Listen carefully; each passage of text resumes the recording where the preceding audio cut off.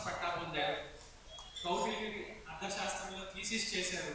వీరు పూర్వం శృంగేరి జగద్గురువుల ఆశీర్వాదాలతో తర్కాది శాస్త్రములు ప్రాథమికాధ్యాయం బ్రహ్మశ్రీ విశ్వనాథ్ గోపాలకృష్ణ గారు శాస్త్రి గారి దగ్గర చేసి తదుపరి వారి శాస్త్రాధ్యయనాన్ని సాక్షాత్ శంకరుడు నడయాడే దక్షిణామూర్తి మన విజయశేఖర భారతి మహాస్వామి చరణుల వద్ద శాస్త్రాధ్యయనం చేస్తూ అమెరికా నుంచి వారు శృంగేరికి మొత్తానికి ఫుల్ టైం వారు వచ్చేసారు శాస్త్రాధ్యయనం కోసం.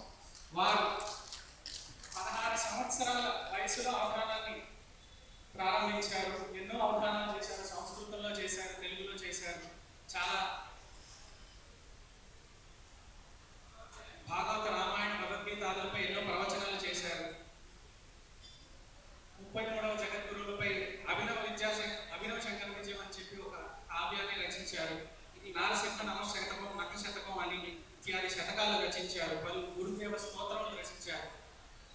లబ్ధ దృష్టిలైన గురువు గారి మరొకసారి కడతాలతో నమస్కారాలు అర్పిస్తూ వీటిని ప్రవచనాన్ని ప్రారంభించాల్సింది.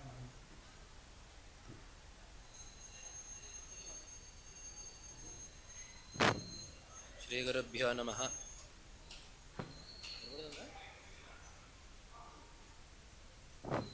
శ్రీ గురుభ్యో నమః. శారదాం చంద్రమౌళీశం రత్నగర్భగణేశ్వరం శంకరం చర్షశృంగేశం తుంగాం లోకగురున్ భజే.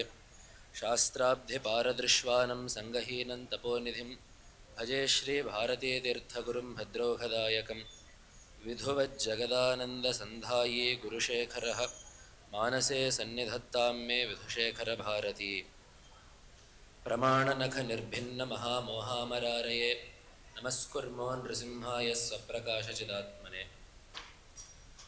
ఉభయ జగద్గురువుల చరణ కమలాలకు సభక్తి శ్రద్ధంగా సాష్టాంగ ప్రణామాలను సమర్పించుకుంటూ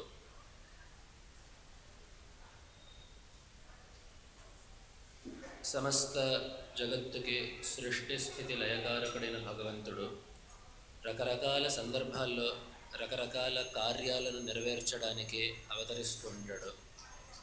ఈ అవతారము అనే పాదానికి అర్థాన్ని మనం గమనించినట్లయితే సంస్కృత భాషలో అవతారము అంటే దిగడము అని చెప్పి అర్థం.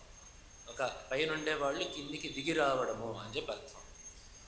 ఒక రకంగా ఆ భగవంతుడు వైకుంఠ లోకం నుంచి భూలోకానికి దిగి రావడం అని చెప్పి అనుకున్నా, ఇంకొంచెం లోతుగా చూసినట్లయితే నిర్గుణుడు నిరాకరుడైన పరమాత్మ ఉపాసనకి అంత సులభంగా దొరకడు. కాబట్టి అటువంటి నిర్గుణ స్థితిలో ఉండే పరమాత్మ మన చేత పూజింపబడడానికి, మన చేత తెలియబడడానికి తన యొక్క నిర్గుణ స్థితి నుండి ఒక్క మెట్టు దిగి నామరూపాలతో మన ముందుకు వచ్చినప్పుడు అతన్ని మనం అవతారము అని చెప్పి అంటాము. కాబట్టి ఇటువంటి ఎన్నెన్నో అవతారాలు ఉన్నాయి. అమ్మవారు ప్రధానంగా మనకి అవతారం అనగానే విష్ణుమూర్తి యొక్క దశావతారాలు గుర్తొస్తాయి. నిజానికి విష్ణుమూర్తి యొక్క అవతారాలు 10 మాత్రమే కాదు, భాగవత పురాణంలో 24 అవతారాలు చెప్పున్నారు. అదే రకంగా శివుడి యొక్క అవతారాలు కూడా మనకి పురాణంలో ఉన్నాయి. శివపురాణంలో దాదాపు 12-15 అవతారాలు చెప్పున్నారు శివుడివి. దాంట్లో ఆంజనేయ స్వామి ఒకళ్ళు ప్రసిద్ధంగా కనపడుతూ ఉంటారు. అలాగే అమ్మవారి యొక్క అవతారాలు కూడా చాలా ఉన్నాయి. శాకంభరిగా, దుర్గగా, మనకి చండీ సప్తశతి చివరిలో అమ్మవారు కొన్ని అవతారాలని తానే పేర్కొంటుంది, నేను ఈ సందర్భాల్లో అవతరిస్తాను అని చెప్పి. కాబట్టి ఇటువంటి అవతారాల యొక్క ప్రయోజనం కూడా భగవంతుడు గీతలో చెప్పాడు. పరిత్రాణాయ సాధూనాం వినాశాయ చ దుష్కృతాం ధర్మ సంస్థాపనార్థాయ సంభవామి యుగే యుగే. ధర్మ మార్గాన్ని అవలంబించిన వాళ్ళని రక్షించడానికి, ధర్మ మార్గాన్ని అతిక్రమించిన వాళ్ళకి తగినటువంటి శిక్షని ఇవ్వడానికి, ధర్మ రక్షణ కోసం అవతరిస్తూ ఉంటాను అనే విషయాన్ని భగవంతుడు గీతల్లో చెప్పున్నాడు. అటువంటి ఒక విశిష్టమైన అవతారమే జగద్గురు శ్రీమద్ ఆదిశంకర భగవత్పాదాచార్యుల వారు. ఎప్పుడైతే మన వైదిక ధర్మానికి ఆపత్తు వచ్చిందో, ఆపత్తు అంటే అక్కడ ఆపత్తు 2 రకాలుగా వచ్చింది. ఒకటి అసలు వేదాన్నే నమ్మని మతాల యొక్క ప్రభావం ఒకటి. రెండవ వైపు నుంచి మన మతం లోపలే, మన వైదిక ధర్మం లోపలనే రకరకాల దేవతారాధనలతో కలహిస్తున్న పరిస్థితి కూడా ఉండింది. శివుడిని ఉపాసించే వాళ్ళు శైవులని, విష్ణువుని ఉపాసించే వాళ్ళు వైష్ణవులని, శక్తిని ఉపాసించే వాళ్ళు శాక్తేయులని, వీళ్ళ మధ్యలో పరస్పర కలహాల వల్ల సనాతన ధర్మానికి లోపల నుండి ఒక దౌర్బల్యం అనేది ఏర్పడింది. దీన్ని కూడా భగవత్పాదుల వారు ఎంతో చాకచక్యంగా ఎదుర్కొని ఒక సమైక్యతని తెచ్చారు. దీనికి వారు అవలంబించిన ప్రధానమైన ఉపదేశం ఏమిటంటే, మనం అనుకున్నట్లుగా భగవంతుడికి నామరూపము ఇలానే ఉంటుంది అని చెప్పి మనం నిర్దేశించడానికి లేదు. భగవంతుడు భక్తులు ఎలా పూజిస్తారో, మహర్షులు ఆ భగవంతుడిని ఎలా ఉపాసించారో దానికి తగిన నామరూపాలని ధరించగలిగిన శక్తి భగవంతుడికి ఉంది. కాబట్టి రూపభేదాన్ని నామభేదాన్ని చూసి కలహించాల్సిన అవసరం లేదు. ఈ రూపమే ఈ నామమే అని చెప్పి పట్టుపట్టాల్సిన అవసరం లేదు. ఏ పరమాత్మ అయితే త్రినేత్రాలు త్రిశూలంతో కనిపిస్తున్నాడో అదే పరమాత్మ మరొక సందర్భంలో శంఖచక్ర గదాపద్మాలతో కనపడవచ్చు. అదే పరమాత్మ మరొక సందర్భంలో గజముఖంతో కనపడవచ్చు. అదే పరమాత్మ స్త్రీ రూపంలో మాతృరూపంలో లలితాదేవిగా కనపడవచ్చు. కాబట్టి ఎప్పుడైతే పరమాత్మకి ఫలానే రూపమే ఉండాలి అని చెప్పి మనం నియంత్రించడం ఆపేశామో అప్పుడు ఇక రకరకాల దేవతల యొక్క ఆరాధనలో ఏమాత్రం విరోధం లేదు. ఎందుకంటే మనం భగవత్పాదుల స్తోత్రాలను చూసినట్లయితే దేవత యొక్క పేరు దేవత యొక్క రూపం మారుతూ ఉంటుంది, కానీ భగవంతుడి యొక్క తత్వం ఎక్కడ కూడా మారదు. ఏ స్తోత్రం చెప్పినా కూడా భగవత్తత్వం అనేది ఒకటే వస్తూనే ఉంది. ఆ తత్వాన్ని ఒక రూపం ద్వారా చెప్పడం అనేది అన్ని దగ్గరలో భగవంతుడు చేసిన పని. కాబట్టి అన్ని దేవతలు మన సనాతన వైదిక ధర్మంలో ఏ దేవతలు అయితే ఉపాసింపబడతారో వాళ్ళందరూ కూడా భగవత్పాదుల యొక్క పూజను అందుకున్నారు. వాళ్ళందరూ కూడా భగవత్పాదుల చేత విశేషమైన స్తోత్రాలను కూడా అందుకున్నారు. అటువంటి దేవతలలో నరసింహస్వామికి ఒక ప్రత్యేకత ఉంది. ఈనాడు మనం నరసింహకరావలంబని చెప్పుకుంటున్నాం కాబట్టి అది కూడా చెప్పుకోవాలి.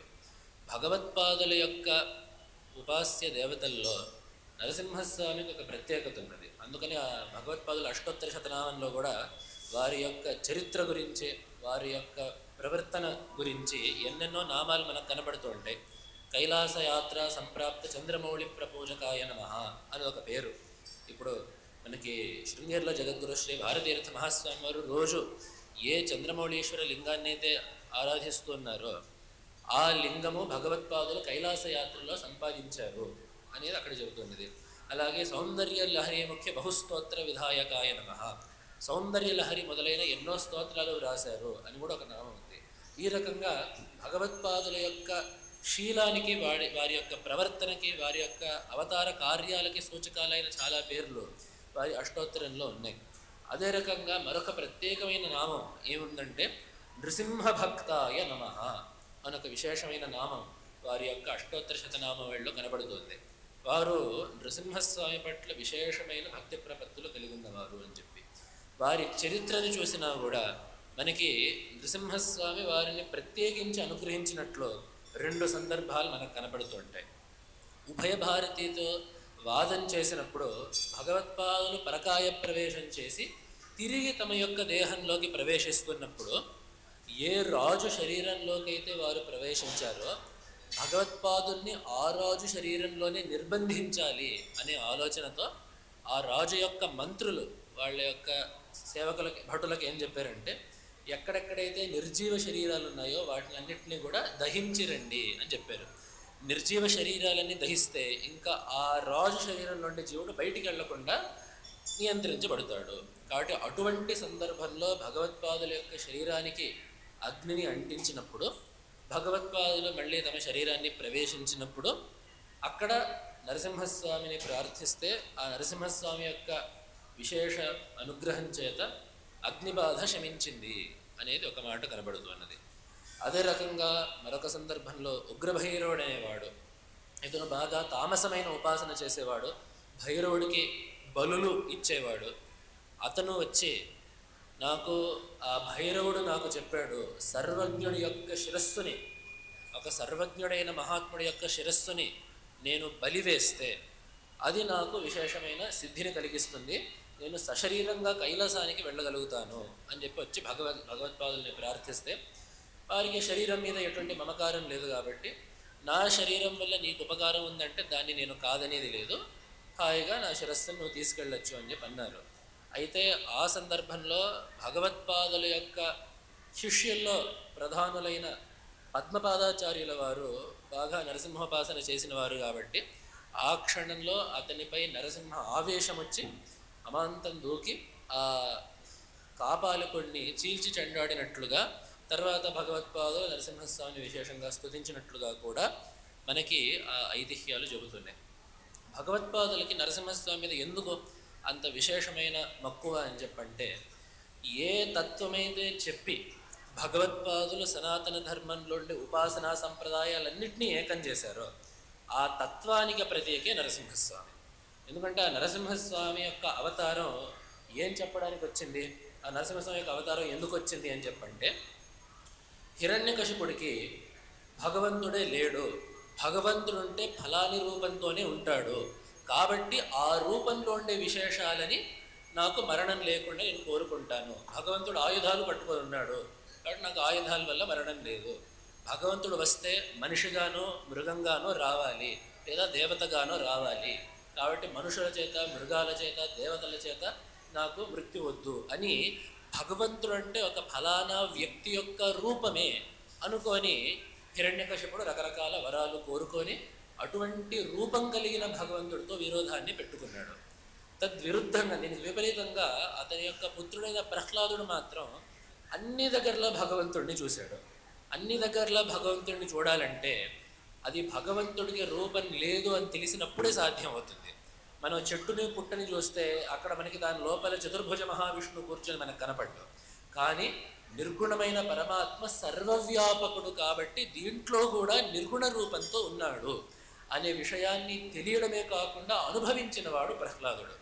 కాబట్టి అటువంటి జ్ఞానం కలిగిన ప్రహ్లాదుడి యొక్క భక్తికి ఒక నిదర్శనంగా హిరణ్యకశిపుడికి కూడా ఉండే అపోహని పోగొట్టేటట్లుగా భగవంతుడు ఎవ్వరూ కని విని ఎరుగని విచిత్రమైన రూపంతో నరసింహ రూపంతో అక్కడ కనపడ్డాడు అనేది ఆ నరసింహావతారం మనకు తెలియజేస్తున్న తత్వం. ఏ భగవంతుడైతే సర్వవ్యాపకుడై ఉన్నాడో ఆ భగవంతుడికి ఈ రూపమే ఉంటుంది అని చెప్పి మనం నిర్ణయించలేము. అందుకనే మనకి విష్ణు సహస్రనామంలో కూడా ఒక నామం వస్తుంది, అనిర్దేశ్య వపు అని చెప్పి. భగవంతుడికి వపు శరీరం ఇట్లానే ఉంటుంది అని మనం నిర్దేశించలేము అనేది ఈ నామానికి ఉదాహరణే ఈ నరసింహస్వామి యొక్క అవతారం. కాబట్టి అటువంటి నిర్గుణ తత్వాన్ని, సర్వవ్యాపకమైన తత్వాన్ని ప్రపంచానికి చాటి చెప్పిన అవతారం కాబట్టి ఆ నరసింహస్వామి యొక్క అవతారానికి అంత ప్రాశస్త్యం ఉన్నది. అలాగే మరొకసారి జగద్గురుల వారు ఒకసారి నరసింహ జయంతి రోజు అనుగ్రహ భాషణం చేస్తూ ఆ అనుగ్రహ భాషణాన్ని చాలా గమ్మత్తుగా మొదలుపెట్టారు. మనం మామూలుగా నరసింహావతారం అనగానే ప్రహ్లాదుడి భక్తి చెప్పుకుంటాం, లేదా హిరణ్యకశిపుడు దుష్టుడు అతన్ని సంహరించడానికి అని చెప్పుకుంటాం. కానీ ఆ రోజు నాకు బాగా గుర్తు, జగద్గురుల వారు నరసింహావతారానికి ఇచ్చిన ఉపోద్ఘాతం ఏమిటంటే, నరసింహ జయంతి అనేది ప్రపంచానికి ఆస్తిక్యం యొక్క విలువని పరిచయం చేసిన రోజు అని చెప్పి వారు చెప్పారు. భగవంతుడు ఉన్నాడు అని నమ్మినప్పుడు, భగవంతుడి యొక్క తత్వాన్ని నమ్మినప్పుడు భగవంతుడు ఎలా స్పందిస్తాడు అని చెప్పి ఒక ఆస్తిక్యానికి విలువ ఏమిటి అని చెప్పిన ఆ అవతారము, ఆ సందర్భం నరసింహావతారం, నరసింహ జయంతి. కాబట్టి ఆనాడు సనాతన ధర్మంలో ఉండే రెండు పరిస్థితులకి, నాస్తిక్యం వల్ల ఆస్తిక్యానికి దెబ్బతీస్తున్న పరిస్థితి ఒకటి, రూపభేదాలతో కలహాలు వస్తున్న పరిస్థితి ఒకటి, ఈ రెండు పరిస్థితులకి పరిష్కారము నరసింహావతారంలో మనకు దొరుకుతున్నాయి. కాబట్టి అటువంటి నరసింహస్వామి పట్ల విశేషమైన భక్తి ప్రపత్తులతో భగవత్పాదుల వారు రెండు స్తోత్రాలని విరచించారు. స్తోత్రాలను విరచించడమే కాకుండా నరసింహస్వామి మంత్రం యొక్క విశేషమైన ఉపాసన చేశారు. ఆ ఉపాసనా సంప్రదాయాలు నేటికి కూడా మనకి ఆ శంకర పీఠాల్లో కనబడుతోంది. జోషి మఠంలో, జ్యోతిర్మఠంలో, బదరీ మఠంలో 4 మఠాల్లో ఆ బదరీ మఠంలో ఆ మఠానికి దగ్గరలోనే అక్కడ నరసింహమూర్తి ఉంచేటట్టు భగవత్పాదులు చూశారు. ద్వారకా పీఠంలో, శృంగేరి పీఠంలో నరసింహోపాసనా సంప్రదాయం విశేషంగా ఉన్నది. అదే రకంగా పురీ క్షేత్రంలో జగన్నాథుడు కూర్చుండేదే నరసింహయంత్రం మీద, పురీ జగన్నాథుడు ఉండేదే నరసింహయంత్రం మీద. కాబట్టి ప్రతి పీఠంలో కూడా నరసింహ సంస్పర్శ ఉండేటట్లుగా భగవత్పాదులు పీఠ వ్యవస్థని, వారి పరంపరలో నరసింహ ఉపాసనని వారు ప్రవర్తింపజేశారు. అదే రకంగా వారు ఎన్నో భాష్యాలను వ్రాసినప్పుడు, ఉపనిషత్ భాష్యాలు వ్రాసినప్పుడు వారు విశేషించి నరసింహతాపనీయోపనిషత్తు అనే దానికి కూడా భాష్యాన్ని వ్రాసినట్లుగా విద్యారణ్యుల వారు రాసిన శంకర విజయం చెబుతున్నది. తతో మహాభారత సారభూతా సవ్యాకరోద్ భాగవతీశ్చ గీతా సనత్సుజాతీయమసత్సుదూరం తతో నృసింహస్య చ తాపనీయం అని అక్కడ మాధవ శంకర దిగ్విజయంలో చెప్పిన మాట. ఆ భగవత్పాదుల ప్రస్థానత్రయ భాష్యాన్ని వ్రాస్తూ భగవద్గీతా భాష్యాన్ని రాసి, అది కాకుండా సనత్సుజాతీయానికి, మహాభారతం నుండి సనత్సుజాతీయానికి కూడా భాష్యాన్ని వ్రాసి నరసింహ తాపనీయోపనిషత్తు అనే ఉపనిషత్తుకి కూడా వారు వ్యాఖ్య రాశారు.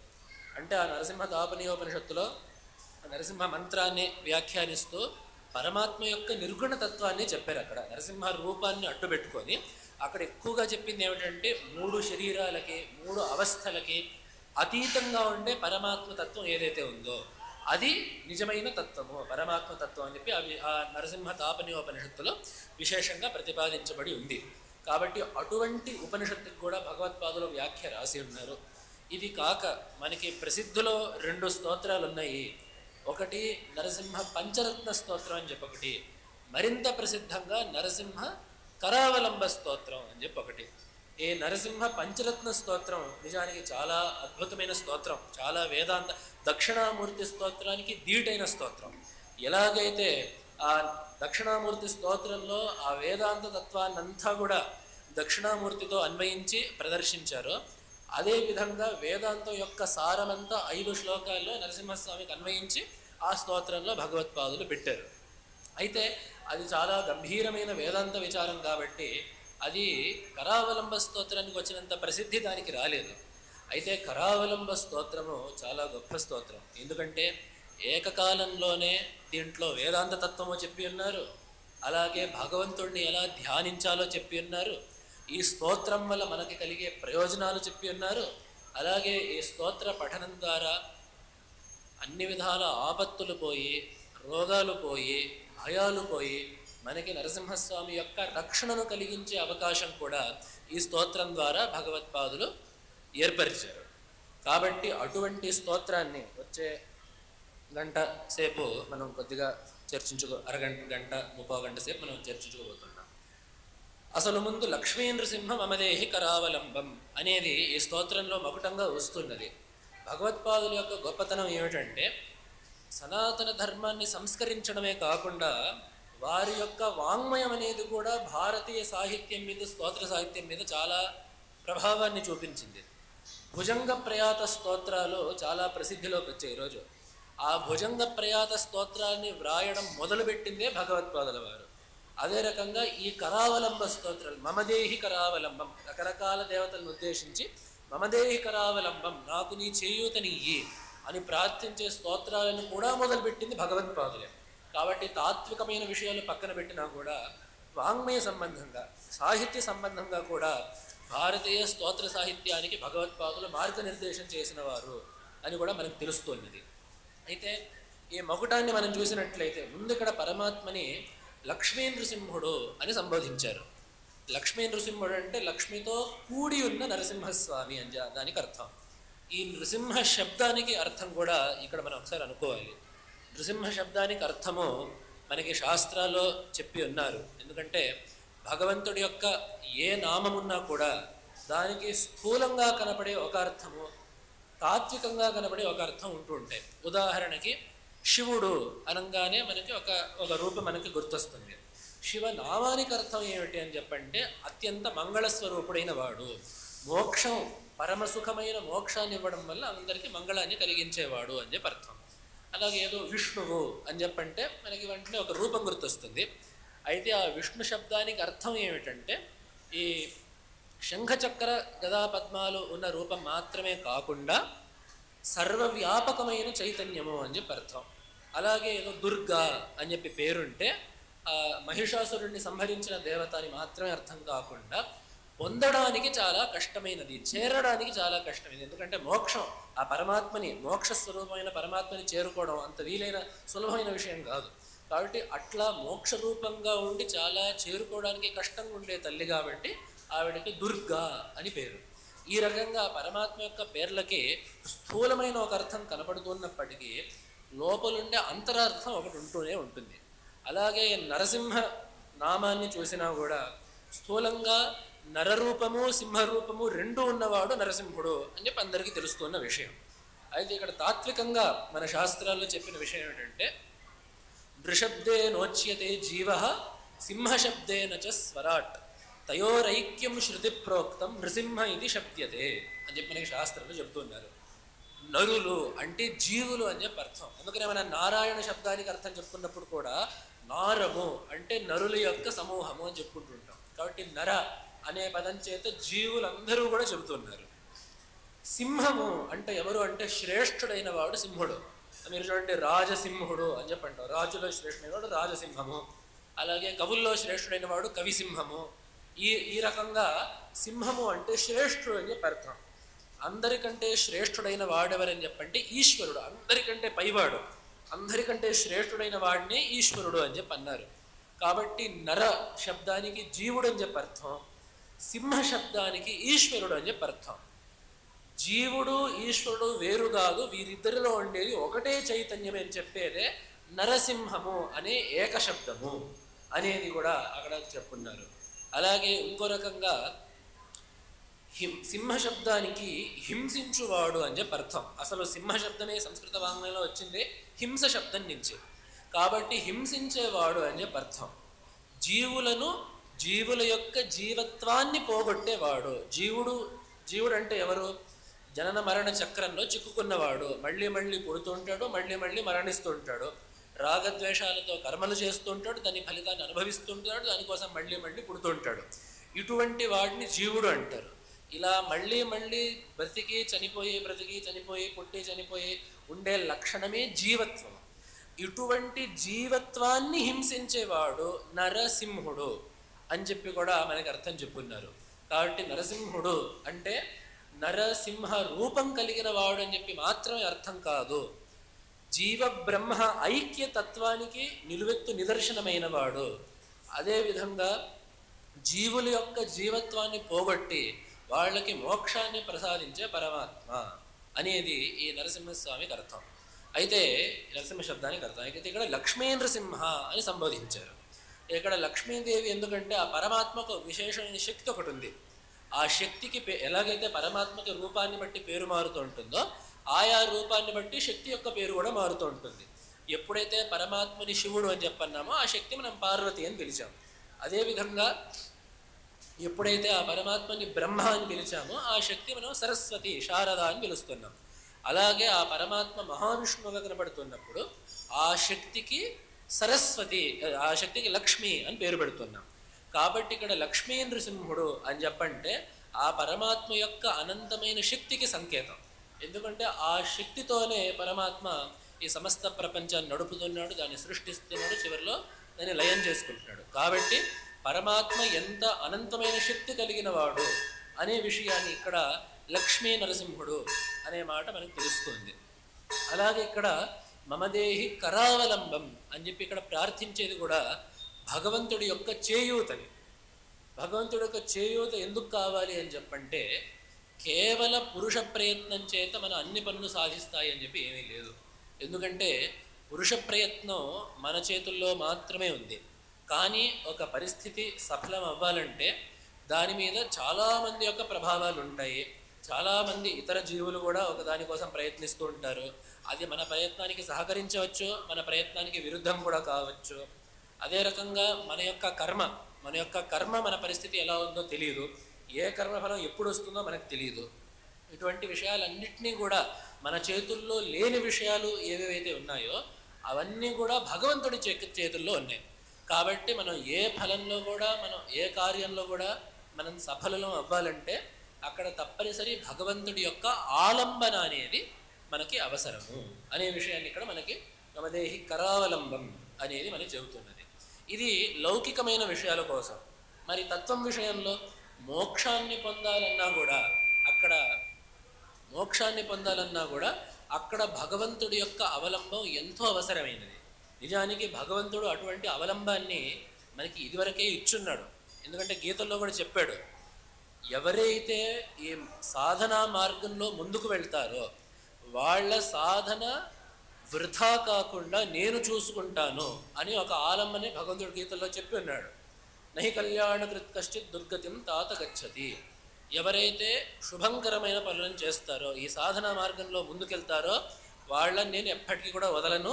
వాళ్ళు చేసిన సాధన తప్పకుండా వాళ్ళని ముందుకు తీసుకువెళ్తుంది అనే విషయంలో బాధ్యత నాది అనే విషయాన్ని భగవంతుడు గీతల్లో చెప్పున్నాడు. కాబట్టి అందరికీ నిజానికి అవలంబాన్ని ఇచ్చేవాడే భగవంతుడు. కాబట్టి అటువంటి భగవంతుడి యొక్క అవలంబాన్ని కోరుకోవడమే ఆ భగవంతుడి యొక్క కరావలంబాన్ని కోరుకోవడం. అందున కూడా మనకి ఊత అనేది ఎప్పుడు అవసరం అవుతుంది? ఎప్పుడైతే మన శక్తికి మించిన పని మన ఎదుట ఉందో అప్పుడు మనకి మరొకరి యొక్క చేయూత కావాల్సి వస్తుంది.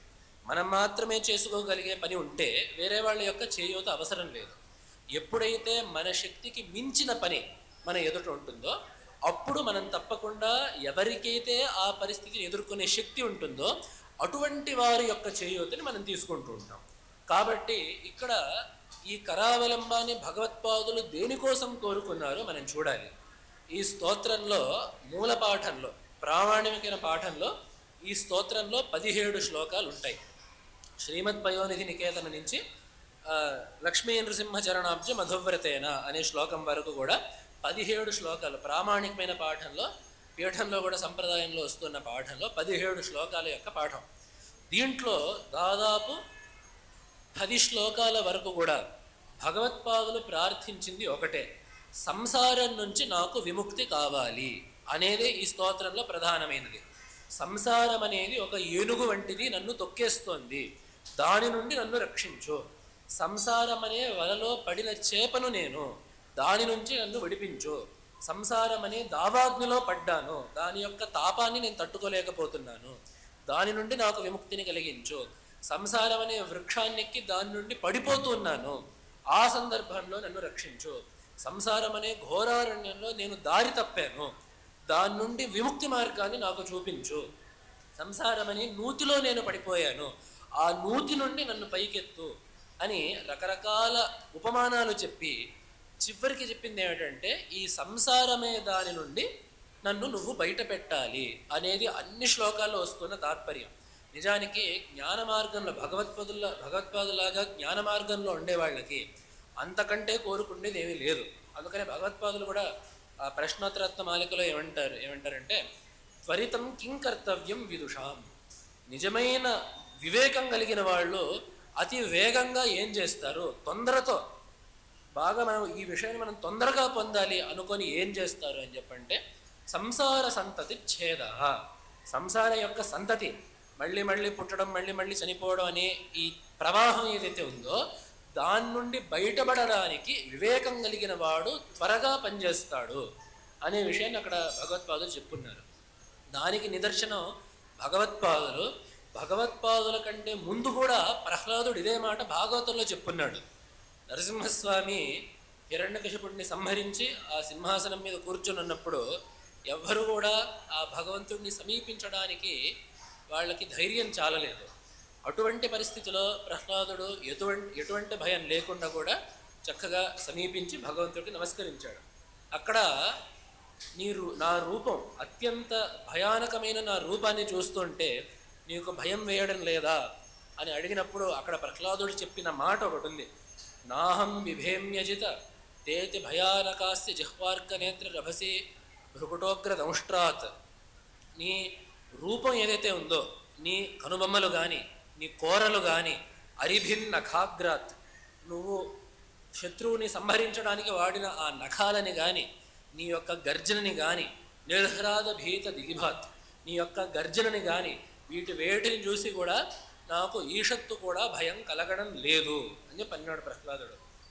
అయితే మరి నా శరణు నీకు ఎందుకు కావాలి అని చెప్పంటే దాని తర్వాత అన్నాడు ప్రహ్లాదుడు, త్రస్తోస్మ్యహం కృపణవత్సర దుస్సహోగ్ర సంసార చక్ర కథనాత్ అని చెప్పి అన్నాడు. నాకు నీ రూపాన్ని చూస్తే భయం లేదు, సంసారాన్ని తలుచుకుంటే భయం వేస్తోంది అనే మాటను అక్కడ ప్రహ్లాదుడు చెప్పాడు.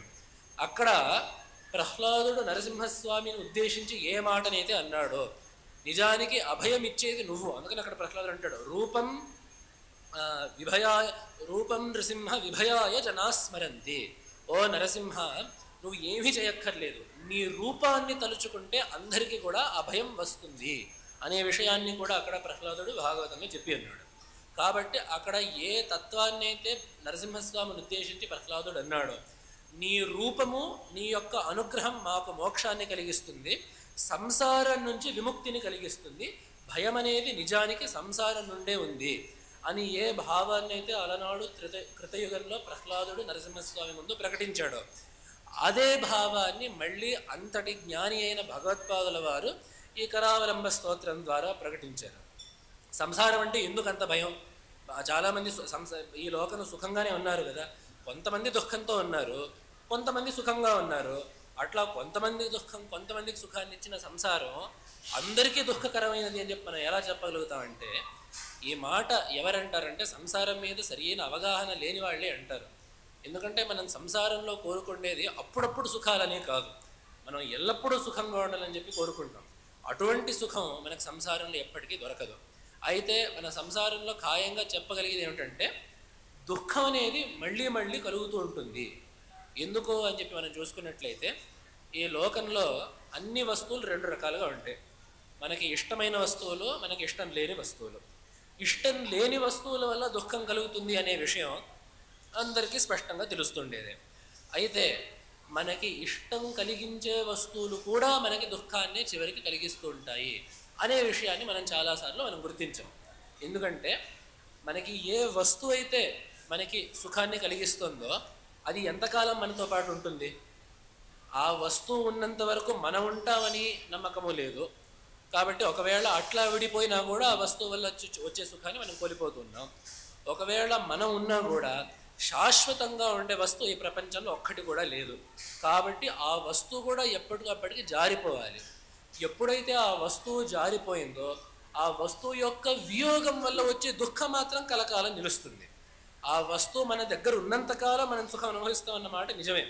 అయితే ఆ వస్తువు మన చేతుల నుండి, ఆ వస్తువు కావచ్చు, ఒక వ్యక్తి కూడా కావచ్చు, ఒక పరిస్థితి కావచ్చు, పదవి కావచ్చు, ఏదైనా సరే, ఎప్పుడైతే మనకి సుఖాన్ని కలిగించే పదార్థము మన చేతుల నుండి జారిపోయిందో అప్పటి నుంచి ఆ వస్తువు యొక్క స్మరణ వల్ల, ఆ వస్తువు వల్ల మన మనసులో పడిన సంస్కారం వల్ల దుఃఖమే కలుగుతుంది తప్ప సుఖం అనేది దాని ద్వారా లభించదు. కాబట్టి ఏ అనుభవమైనా సరే, ఎప్పుడైతే మనం బాహ్యమైన లోకం నుండి ఆనందాన్ని మనం కోరుకుంటామో అప్పుడు మనకి చివరి పరిణామం ఏమిటంటే దుఃఖం మాత్రమే అనేది శాస్త్రీయమైన సిద్ధాంతం. కాబట్టి అటువంటి పరిస్థితి సంసారానికి ఉంది. కాబట్టి ఈ సంసారాన్ని వదిలించుకుంటే తప్ప దుఃఖాన్ని వదిలించుకోలేము అనే విషయాన్ని శాస్త్రాలు అలాగే భగవత్పాదులు వారి యొక్క భాష్యాల్లోనూ విశదీకరించారు. అయితే ఈ సంసారం యొక్క స్వరూపం ఏమిటి అనేది కూడా ఈ కరావలంబ స్తోత్రంలో చెప్పారు. సంసార వృక్షం అఘబీజం అనంతకర్మ శాఖాయుతం కరణపత్రం అనంగ పుష్పం ఆరుహ్య దుఃఖ ఫలినం పతతో దయాలో లక్ష్మీ నృసింహ మమదేహి కరావలంబం అని ఈ శ్లోకంలో సంసారం అంటే ఏమిటో మనకు కళ్ళకు కట్టినట్టు చూపించారు. ఇక్కడ సంసారం అనే దాన్ని ఇక్కడ ఒక వృక్షంతో పోల్చి చెప్పారు. ఏ వృక్షానికైనా కూడా ఏముంటుందంటే ఒక మూలం ఉంటుంది, దాని వేర్లు ఉంటాయి, దాని యొక్క మూల స్తంభం ఒకటి ఉంటుంది, అది రకరకాల శాఖలుగా విస్తరిస్తుంది. ఆ శాఖలకి ఆకులు వస్తాయి, ఆ ఆకులు పువ్వులు అవుతాయి, పువ్వులు పండ్లు అవుతాయి. ఇది ఏ వృక్షానికైనా ఉండే స్వరూపం. నిజానికి ఈ సంసారాన్ని వృక్షంగా చెప్పే ఈ ఉపమానము మనకి వేదంలోనూ ఉంది, వేదం నుంచి మనకి గీతలోనూ వచ్చింది. ఆ రూపగానే భగవత్పాదులు తీసుకున్నారు. ఊర్ధ్వమూలం అవాక్షాఖం అశ్వత్థోయం సనాతన అని చెప్పి ఉపనిషత్తులో అనేది, అలాగే ఊర్ధ్వమూలం అధశాఖం అశ్వత్థం ప్రాహురవ్యయం అని చెప్పి గీతల్లో కూడా భగవంతుడు చెప్పుకున్నాడు. ఈ సంసారం అనేది తల్లక్రిందులుగా ఉండే ఒక వృక్షము. ఎందుకంటే ఏ వృక్షానికైనా మూలం ఒకటే ఉంటుంది, శాఖలు చాలాగా విస్తరిస్తుంది. సంసారం అనే వృక్షం తల్లక్రిందులుగా ఉందంటే పైనుండేవాడు భగవంతుడు. ఆ భగవంతుడు మాత్రమే దీనికి కారణంగా ఉండి అక్కడి నుంచి బహుముఖాలుగా విస్తరిస్తుంది. కాబట్టి సంసారం అనే వృక్షం తల్లక్రిందులుగా ఉంటుంది అని చెప్పి అక్కడ మన గ్రంథాలు చెబుతున్నాయి. అయితే ఈ వృక్షం యొక్క అవయవాలు ఏమిటి అనే విషయాన్ని చెప్తూ భగవత్పాదులు కఠోపనిషత్ భాష్యంలో ఒక మంచి వివరణ ఇచ్చారు. అయితే అక్కడ వెళ్ళకపోయినా ఇక్కడ ఈ కరావలంబ స్తోత్రంలో భగవత్పాదులు ఏం చెప్పారంటే, ఈ సంసారం అనే వృక్షానికి బీజం ఏమిటి, విత్తనం ఏమిటి అని చెప్పంటే అఘము, అఘబీజం అని చెప్పి అన్నారు. అఘము అని చెప్పంటే పాపం. పాపం అనే దానివల్ల ఈ సంసారం అనేది పెరుగుతూ ఉంటుంది. ఎందుకంటే మనకి ఈ శరీరం అనేది ఎందుకు వచ్చింది? మనం ఎన్నో కర్మలు చేసాం. ఆ కర్మల్ని అనుభవించాలంటే, కర్మఫలాలను అనుభవించాలంటే శరీరం ఉండి తీరాలి. కాబట్టి ఈ శరీరం ద్వారా సంసారం ఏర్పడడానికి మూలం ఏమిటి అని చెప్పంటే పాపకర్మ అనేది. అయితే మనకి ఇక్కడ ఇంకో సందేహం వస్తుంది. పాపం ఒక్కటే కాదు కదా మన శరీర గ్రహణానికి హేతు, పుణ్యం కూడా ఉంది కదా. పాప పుణ్యాలు రెండు కలిస్తేనే నిజానికి మానవ శరీరం వచ్చేది. శుభైరాప్నోతి దైవత్వం నిషిద్ధైర్ నారకీం తనుం. కేవలం పుణ్యం అనుభవించాలంటే దివ్య శరీరం వస్తుంది, కేవలం పాపాన్ని అనుభవించాలంటే నరక శరీరం వస్తుంది. ఉభాభ్యాం పుణ్యపాపాభ్యాం మానుష్యం లభతే అవశః. పుణ్యపాపాలు రెండు అనుభవించాలంటే అప్పుడు మనకి ఈ మనుష్య శరీరం వచ్చేది. కాబట్టి మనుషులకి ఈ సంసారం అనే దానికి పాపం మాత్రమే బీజం ఎందుకు అవుతుంది? న్యాయంగా పుణ్యపాపాలు రెండు బీజాలు అవ్వాలి కదా అని చెప్పంటే నిజమే. అఘబీజం అంటే నిజానికి తాత్పర్యం అదే. అయితే పుణ్యపాపాలు రెండింటినీ పాపం అని చెప్పంటారా అనే దానికి మనకి గీతలో కూడా దీనికి ఒక ప్రమాణం మనకి దొరుకుతుంది. ఎందుకంటే అపిచేదసి పాపేభ్య సర్వేభ్య పాపకృత్తమః సర్వం జ్ఞానప్లవేనైవ వృజనం సంతరిష్యసి అని అక్కడ గీతల్లో భగవంతుడు ఒక మాట అన్నాడు. నువ్వు పాపుల్లోకెల్లా పాపివైనా కూడా జ్ఞానము అనే ఒక్క ఓడ యొక్క సహాయం తీసుకొని నువ్వు దాన్ని తరింపగలవు అనేది అక్కడ భగవంతుడు చెప్పిన మాట. ఒకసారి గురువుగారు నన్ను ఇక్కడ అడిగారు. ఎవరో గీతాపారాయణ స్వామివారి ముందు చేస్తుంటే ఈ శ్లోకం వచ్చింది. అట్లాంటప్పుడు గురువుగారు నన్ను తిరిగి అడిగారంటే పరీక్షించినట్లుగా, ఏమిటి శ్లోకం? నిజానికి అంత పాపం చేసిన వాడికి అసలు జ్ఞానం అనేది వస్తుందా? సర్వేభ్య పాపకృత్తమః, పైగా పాపాలు చేసిన వాళ్ళందరిలోకి ఎక్కువ పాపం చేసిన వాడు ఎవడైతే ఉంటాడో అట్లాంటి వాడికి జ్ఞానం వచ్చేసిందంటే వాడు ధరించుకుపోతాడు అని చెప్పంటే అంత పాపం చేసేవాడికి ఎక్కడైనా జ్ఞానం వస్తుందా? ఏమిటిది అని చెప్పి అన్నారు నాతో.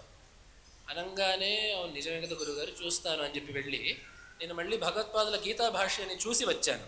అంటే అది ఏమిటంటే గురువు యొక్క లక్షణం అది. ఎక్కడెక్కడైతే మన వారి ముందు ఏమైనా జరుగుతుంటుందో దాని నుండి శిష్యుడికి ఒక పాఠాన్ని చెప్పాలి అని చెప్పి, నిజానికి వారు సమాధానం అక్కడ నాకు చెప్పేసి ఉండొచ్చు, ఈ శ్లోకంలో ఇలా ఉంది దానికి పరిష్కారం ఇలాగా అని చెప్పి ఉండొచ్చు. అయితే వారు అట్లా నిర్దేశించడం వల్ల నాకు మళ్ళీ ఒకసారి గ్రంథాన్ని తీసే అవకాశం వచ్చింది. కాబట్టి వారు అట్లా అడగ్గా నేను మళ్ళీ ఆ గ్రంథాన్ని తీసినప్పుడు అక్కడ భగవత్పాదులు రాసింది ఏమిటంటే, జ్ఞాని అనేవాడికి పుణ్యానికి పాపానికి పెద్ద తేడా ఏమీ లేదు. ఎందుకంటే జ్ఞానికి ఏం కావాలి? కర్మ నుంచి విముక్తి కావాలి. కానీ ఆ కర్మ నుండి విముక్తిని పాపం అడ్డుకుంటున్నట్లుగానే పుణ్యం కూడా అడ్డుకుంటూ ఉంటుంది. ఎందుకంటే పుణ్యం వల్ల ఏమొస్తుంది? సుఖం వస్తుంది. సుఖం వల్ల ఏమొస్తుంది? ఏ విషయాన్నైతే మనకు ఆ సుఖాన్ని అందించిందో ఆ విషయం మీద మళ్ళీ ప్రీతి కలుగుతుంది. కాబట్టి జ్ఞాని ఎలాగైతే పాపానికి విముఖంగా ఉంటాడో దీనివల్ల కర్మబంధం వస్తుంది, దుఃఖం కలుగుతుంది అని చెప్పి, అదేవిధంగా జ్ఞాని పుణ్యాన్ని కూడా కోరుకోడు. ఎందుకంటే పుణ్యం అది దీనికి శాస్త్రం చెప్పారంటే పాపం అనేది ఇనప సంకెళ్ళు లాంటిది, పుణ్యాలు అనేవి బంగారపు సంకెళ్ళు లాంటివి. ఇనుపు కంటే బంగారం మంచిదన్న మాట నిజమైనా రెండూ సంకెళ్ళే. కాబట్టి జ్ఞాని అనేవాడికి పుణ్యమైన పాపమైన రెండు కూడా చాలా ఇబ్బందిని కలిగించే విషయాలు. కాబట్టి ఈ శ్లోకంలో పాపాలు చేసిన వాడు అనే దానికి ఏదో చాలా దుష్టమైన పనులు చేసినవాడని చెప్పి అర్థం. చాలా కర్మని సంక్రమించుకున్నవాడు, చాలా కర్మని మూటగట్టుకున్నవాడు అని చెప్పి అర్థం తప్ప దుష్టమైన కార్యాలను చేసిన వాడు అని చెప్పి అర్థం కాదు అనేది అక్కడ భగవత్పాదులు రాశారు. కాబట్టి ఎటువంటి కర్మ చేసినా కూడా, మనం ఎంత కర్మ చేసినా కూడా ఆ కర్మని మొత్తం జయించడానికి ఉండే అవకాశం ఏంటంటే జ్ఞానం అనేది. కాబట్టి అక్కడ భగవంతుడు ఏం చెప్పారంటే, ఎంత కర్మిష్ఠి అయినా కూడా, ఎంత కర్మలో కోరుకుపోయినా, ఎన్ని కర్మఫలాలని మూటగట్టుకున్నా జ్ఞానం అనేది వాడికి వచ్చిందంటే వాడు తప్పకుండా ఆ కర్మఫలాల నుండి, కర్మబంధాల నుండి వాడు విముక్తుడు అవుతాడు అనే మాటను అక్కడ భగవంతుడు చెప్పాడు. ఏ తర్వాత మనకు అక్కడ ఏం కావాలంటే, భగవంతుడు గీతలో పుణ్యపాపాలు రెండింటినీ కూడా పాపము అనే మాటతో చెప్పారు. పుణ్యపాపాలు పాపము అనే శబ్దం చేత పుణ్యపాపాలు రెండింటినీ సూచించాడు భగవంతుడు అక్కడ. అదేవిధంగా ఇక్కడ కూడా భగవత్పాదులో సంసార వృక్షం అఘబీజం అన్నప్పుడు సంసార వృక్షానికి పుణ్యపాపలు కర్మలు రెండూ కూడా బీజాలుగా పనిచేస్తున్నాయి అనే విషయాన్ని చెప్పినట్లయింది. ఇక్కడ ఇంకో విషయం కూడా మనం గమనించాలి. విత్తు ముందా చుట్టు ముందా అనే ప్రశ్న ఒకటి ఉంటుంది. కాబట్టి మనకి శరీరం వచ్చింది ఎందుకు అని చెప్పంటే కర్మలు ఉన్నాయి కాబట్టి, ఈ కర్మలు ఎక్కడి నుంచి వచ్చాయి అని చెప్పంటే మనం ఇదివరకు శరీరంతో పనులు చేసాం కాబట్టి ఆ శరీరం ఎందుకు వచ్చిందంటే ఆ శరీరాన్ని ధరించడానికి కావాల్సిన కర్మ మనం చేస్తున్నాం కాబట్టి. ఈ రకంగా అనాది అయిన సంసార ప్రవాహంలో శరీరము కర్మ అనేది ఒక చక్రంగా వస్తూనే ఉంది. దీనికే ఈ వృక్షం యొక్క ఉదాహరణ మన చాలా చాలా సరిగ్గా సరిపోతుంది. ఒక బీజం ఉండడం వల్ల వృక్షం వస్తుంది. ఆ వృక్షంలో పండ్లు కాసినప్పుడు మళ్ళీ దాని యొక్క బీజం వల్ల మళ్ళీ ఇంకో వృక్షం వస్తుంది. ఇది ఎంతవరకు పోతుందంటే దీనికి ఇంకా అంతులేదు. ఎప్పటి వరకు అయితే ఆ వృక్షం మళ్ళీ బీజాన్ని పుట్టిస్తుంటుందో అంతవరకు వృక్షం నుంచి బీజం నుంచి వృక్షం అనే ప్రవాహం వెళ్తూనే ఉంటుంది. అదే రకంగా ఎంతవరకు అయితే ఈ కర్మలని చేసే స్వభావం మనిషికి ఉంటుందో అప్పుడు కర్మల వల్ల శరీరంలో మళ్ళీ కర్మలు చేయడం, మళ్ళీ దాన్ని అనుభవించడానికి మరొక శరీరం అనే ఈ వ్యవస్థ వెళ్తూ ఉంటుంది అనే విషయాన్ని చెప్పడానికే సంసార వృక్షానికి కర్మలనేవి బీజము అని చెప్పడం అయినది. అలాగే ఈ వృక్షం అనేది విస్తరించడానికి ఏమిటి హేతు అని చెప్పంటే అనంత కర్మ శాఖాయుతం. సంసారం అనే వృక్షానికి రకరకాల కర్మలు అనేవి ఈ శాఖలుగా విస్తరిస్తూ ఉంటాయి. ఈ శాఖలుగా విస్తరించడం అంటే ఏమిటి? ఉన్న చోటును వదిలేసి ఇతరానికి వెళ్ళేదే కొమ్మ. వృక్షం యొక్క కొమ్మ ఏం చేస్తుందంటే మూలం ఎక్కడైతే ఉంటుందో ఆ మూలం నుండి వేరే దగ్గరికి వెళ్ళేదే శాఖ. అలాగే మన యొక్క ఉన్న స్వభావం నుంచి మనకు బయటికి రావాలంటే రకరకాల పనులు చేయడం వల్ల మన స్వస్వరూపం నుంచి మనం బయటికి వస్తుంటాం. కాబట్టి రకరకాల పనులు మనం ఏవైతే చేస్తుంటామో అవన్నీ కూడా ఈ సంసార వృక్షం యొక్క శాఖలు అని చెప్పారు. అలాగే దీనికి ఆకులు ఏమిటి అని చెప్పంటే కరణపత్రం. ఇంద్రియాలే ఈ సంసారం అనే వృక్షానికి ఆకులు అని చెప్పి. ఎందుకంటే ఒక వృక్షానికి పోషణనిచ్చేది ఏమిటి? వృక్షాన్ని పోషించేది ఏమిటంటే ఎలాగైతే దాని యొక్క వేర్లు నీళ్ళని తాగి దానికి నీటిని అందిస్తుందో సూర్యకాంతిని గ్రహించి తద్వారా ఆ వృక్షానికి సారాన్ని అందించేది ఏమిటంటే దాని యొక్క ఆకులు, పత్రాలు. ఈ సంసారం అనే వృక్షంలో మనకి ముందుకెళ్ళడానికి కావాల్సిన మనల్ని ముందుకు నెట్టేది ఏమిటి అని చెప్పంటే ఇంద్రియాలు. ఎందుకంటే మనం రకరకాల పనుల మీద రకరకాల వస్తువుల మీద రాగద్వేషాలు పెట్టుకొని రకరకాల ప్రయత్నాలు దేనికోసం చేస్తూ ఉంటాం అని చెప్పంటే ఈ ఇంద్రియాలను సుఖపరచడానికి మనం చేస్తూ ఉంటాం. కాబట్టి ఎలాగైతే ఒక వృక్షానికి బాగా ఆకులు ఉండడం వల్ల దానికి మరింత పుష్టి కలుగుతుందో మరింత శాఖలుగా విస్తరిస్తుందో అదే రకంగా ఇంద్రియాలు ఉండడం వల్ల ఇంద్రియాల యొక్క ప్రభావం వల్ల ఇంద్రియాలని మనం బాగా పెంచి పోషించడం వల్ల ఈ సంసారం అనే వృక్షం ఇంకా పరిపుష్టం అవుతూ ఉంటుంది. అలాగే ఈ ఇంద్రియాలని వదిలేస్తే అలాగే ఆకుని మనం వదిలేసామంటే అదేమవుతుందంటే ఆకు క్రమక్రమంగా పువ్వుగా మారుతుంది. అయితే ఇంద్రియాలనే ఆకులని వాటి దారిలో వదిలేస్తే ఏమవుతుందంటే అనంగ పుష్పం, కామము అనే పుష్పము ఈ సంసారం అనే వృక్షం మీద పూస్తుంటుంది. రకరకాల కర్మలే శాఖలుగా ఇంద్రియాలనే ఆకులుగా కలిగిన ఈ వృక్షానికి పువ్వులు ఏమిటి అని చెప్పంటే రకరకాల కోరికలు. అనంగుడు అంటే ఇక్కడ కోరిక. రకరకాల అనంగ పుష్పం అంటే రకరకాల కోరికలు ఈ సంసారం అనే వృక్షం మీద పువ్వులుగా పూచుతూ ఉంటాయి. ఎలాగైతే మనం ఆకుని తెంపేయకపోతే అది పువ్వుగా పరిణమిస్తుందో అదే రకంగా ఇంద్రియాలని మనం అడ్డుకోకపోతే దాని నుండే మనకి రకరకాల కోరికలు అనేవి ఏర్పడుతుంటాయి. అందుకనే భగవంతుడు గీతలో ఈ ఇంద్రియాలను అడ్డుకోవడం గురించి చాలా ప్రత్యేకంగా చెప్పున్నాడు. అక్కడ భగవంతుడు చెప్పిన వరుస ఏమిటంటే ధ్యాయతో విషయాన్ పుంసః సంగస్తేషు ఉపజాయతే సంగాత్ సంజాయతే కామః అని చెప్పన్నారు. అక్కడ నిజానికి మనకి ఒక వస్తువుతో సంబంధం ఎప్పుడు ఏర్పడుతూ ఉంటుందని చెప్పంటే దాని గురించి అవసరం లేకపోయినా పదే పదే దాని గురించి ఆలోచిస్తూ ఉన్నప్పుడు దాని మీద సంఘం ఏర్పడుతుంది. లేకపోతే నిజానికి మనకి ఆ వస్తువుకి ఎటువంటి సంబంధము లేదు. ఆ వస్తువు గురించి పదే పదే ఆలోచించడం వల్ల మనకి ఆ వస్తువుకి ఒక సంబంధం ఏర్పడుతుంది. ఆ సంబంధం ఏర్పడేసరికి అది మనకి అనుకూలంగా ఉండడమో ప్రతికూలంగా ఉండడం వల్ల సంగాత్ సంజాయతే కామః, దానికి సంబంధించిన ఒక కోరిక పుడుతుంది. ఆ కోరిక తీరకపోతే కామాత్ క్రోధోభిజాయతే, కోపం అనేది వస్తుంది. క్రోధం వల్ల ఏమవుతుందంటే క్రోధాత్ భవతి సమ్మోహః, క్రోధం ఏం చేస్తుందంటే మన బుద్ధిని పనిచేయకుండా ఆపేస్తుంది. సమ్మోహాత్ స్మృతి విభ్రమః, అటువంటి బుద్ధి పనిచేయకపోవడం వల్ల స్మృతి అనేది దెబ్బతింటుంది. స్మృతి అంటే ఏమిటి అని చెప్పంటే అక్కడ భగవద్పాదుల భాష్యంలో రాశారు, శాస్త్రము ద్వారా గురువు ద్వారా మనం ఏ జ్ఞానాన్ని అయితే ఆర్జించామో దానికి స్మృతి అని చెప్పి పేరు. ఆ క్రోధం యొక్క ఆవేశం వల్ల ఏమవుతుందంటే మనం చదువుకున్నదంతా, మనం ఆర్జించిన జ్ఞానమంతా కూడా ఆ క్షణంలో పనికి రాకుండా పోతుంది. అది మనకి గుర్తుకు ఆ కోపం, ఆ ఉద్రేకం ఉన్న ఆ క్షణంలో వాడు చదువుకున్నది, వాడు తెలుసుకున్నది, వాడు అభ్యసించినది ఏది కూడా వాడికి గుర్తురాదు. అటువంటి గురు బోధన, శాస్త్ర బోధలు వాడికి గుర్తు రాకపోవడం వల్ల ఏమవుతుందంటే స్మృతిభ్రంశాత్ బుద్ధినాశ. బుద్ధి అంటే వివేకం, నిర్ణయించుకునే శక్తి. ఏదైనా ఇది మంచి ఇది చెడు అని ఏ నిర్ణాయకమైన బుద్ధి అయితే ఉంటుందో, ఎప్పుడైతే మనం శాస్త్రాన్ని మర్చిపోయామో సరి అయిన నిర్ణయాన్ని తీసుకునే బుద్ధిశక్తి మనకి లేకుండా పోతుంది. ఎప్పుడైతే సరి అయిన నిర్ణయాన్ని మనం తీసుకోలేకపోతామో అప్పుడు బుద్ధినాశాత్ ప్రణశ్యతి. ప్రణశ్యతి అంటే వాడు నాశనం అయిపోతాడు, వాడు నరకానికి పోతాడని చెప్పి కాదు. అక్కడ చక్కగా భగవత్పాదులు ప్రణశ్యతి అనే దానికి అర్థం ఏం రాశారంటే పురుషార్థ ప్రాప్తికి అయోగ్యుడవుతాడు. ధర్మార్థ కామ మోక్షాలని సాధించడానికి నిజమైన మార్గం ఏదైతే ఉంటుందో ఆ మార్గం నుంచి చాలా దూరం వెళ్ళిపోయిన వాడు అవుతాడు అనేది. దీని మొత్తానికి కారణం ఏమిటని చెప్పంటే ఇంద్రియాలు.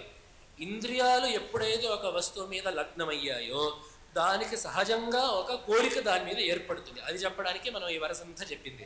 కాబట్టి సంసారం అనే వృక్షంలో దుఃఖానికి మూల బీజం ఎక్కడ పడుతుందంటే ఇంద్రియాలని వదిలేసి వాటికి కామం అనే దాన్ని కలుగనిచ్చాం కాబట్టి ఆ కరణాలు అనే పత్రాలు కామము అనే పుష్పంగా మారాయి. తద్వారా రకరకాల కోరికలతో మనం కొట్టుమిట్టాడుతున్నాము. అయితే ఎలాగైతే సహజంగా పత్రం పుష్పమవుతుందో పుష్పం కూడా, పువ్వు కూడా సహజంగా ఫలమవుతుంది. కాబట్టి ఇక్కడ కూడా ఎలాగైతే ఇంద్రియాలను వదిలేస్తే రకరకాల కోరికలు పుట్టాయో అదే రకంగా ఆ కోరికల్ని వెంబడించి అనుసరించి ఆ కోరికల్ని వాటికి తోచినట్టుగా పెరగనిస్తే దానికి ఆ కోరికలనే పువ్వుల నుండి వచ్చే ఫలం ఏమిటంటే ఆరుహ్య దుఃఖ ఫలినం. దానికి చివరిలో వచ్చే ఫలితం ఏమిటంటే దుఃఖం తప్ప మరొక్కటి లేదు. మనం ఇదివరకే అనుకున్నాం. ఎందుకు అని చెప్పంటే రకరకాల వస్తువులు, దుఃఖాన్ని కలిగించే వస్తువుల వల్ల నేరుగా ఉండే దుఃఖం, మనకి సుఖాన్ని కలిగించే వస్తువులు కూడా అవి మనకి దూరం అయిపోయేసరికి దుఃఖం. అలాగే లోకంలో మరొక విచిత్రమైన పరిస్థితి ఒకటి ఏమిటంటే మనకి సుఖాన్ని కలిగించే వస్తువు ఉన్నా కూడా అది మనకి దుఃఖాన్ని కలిగిస్తుంటుంది.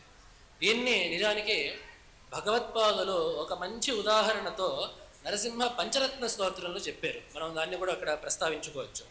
స్రక్ చందన వనితాదీన్ విషయాన్ సుఖదాన్ మత్వా తత్ర విహరసే గంధఫలీ సదృశాననుతేమి భోగానంతర దుఃఖకృతస్యు అని చెప్పి ఒక మాట అక్కడ నరసింహ పంచరత్న స్తోత్రంలో అన్నారు.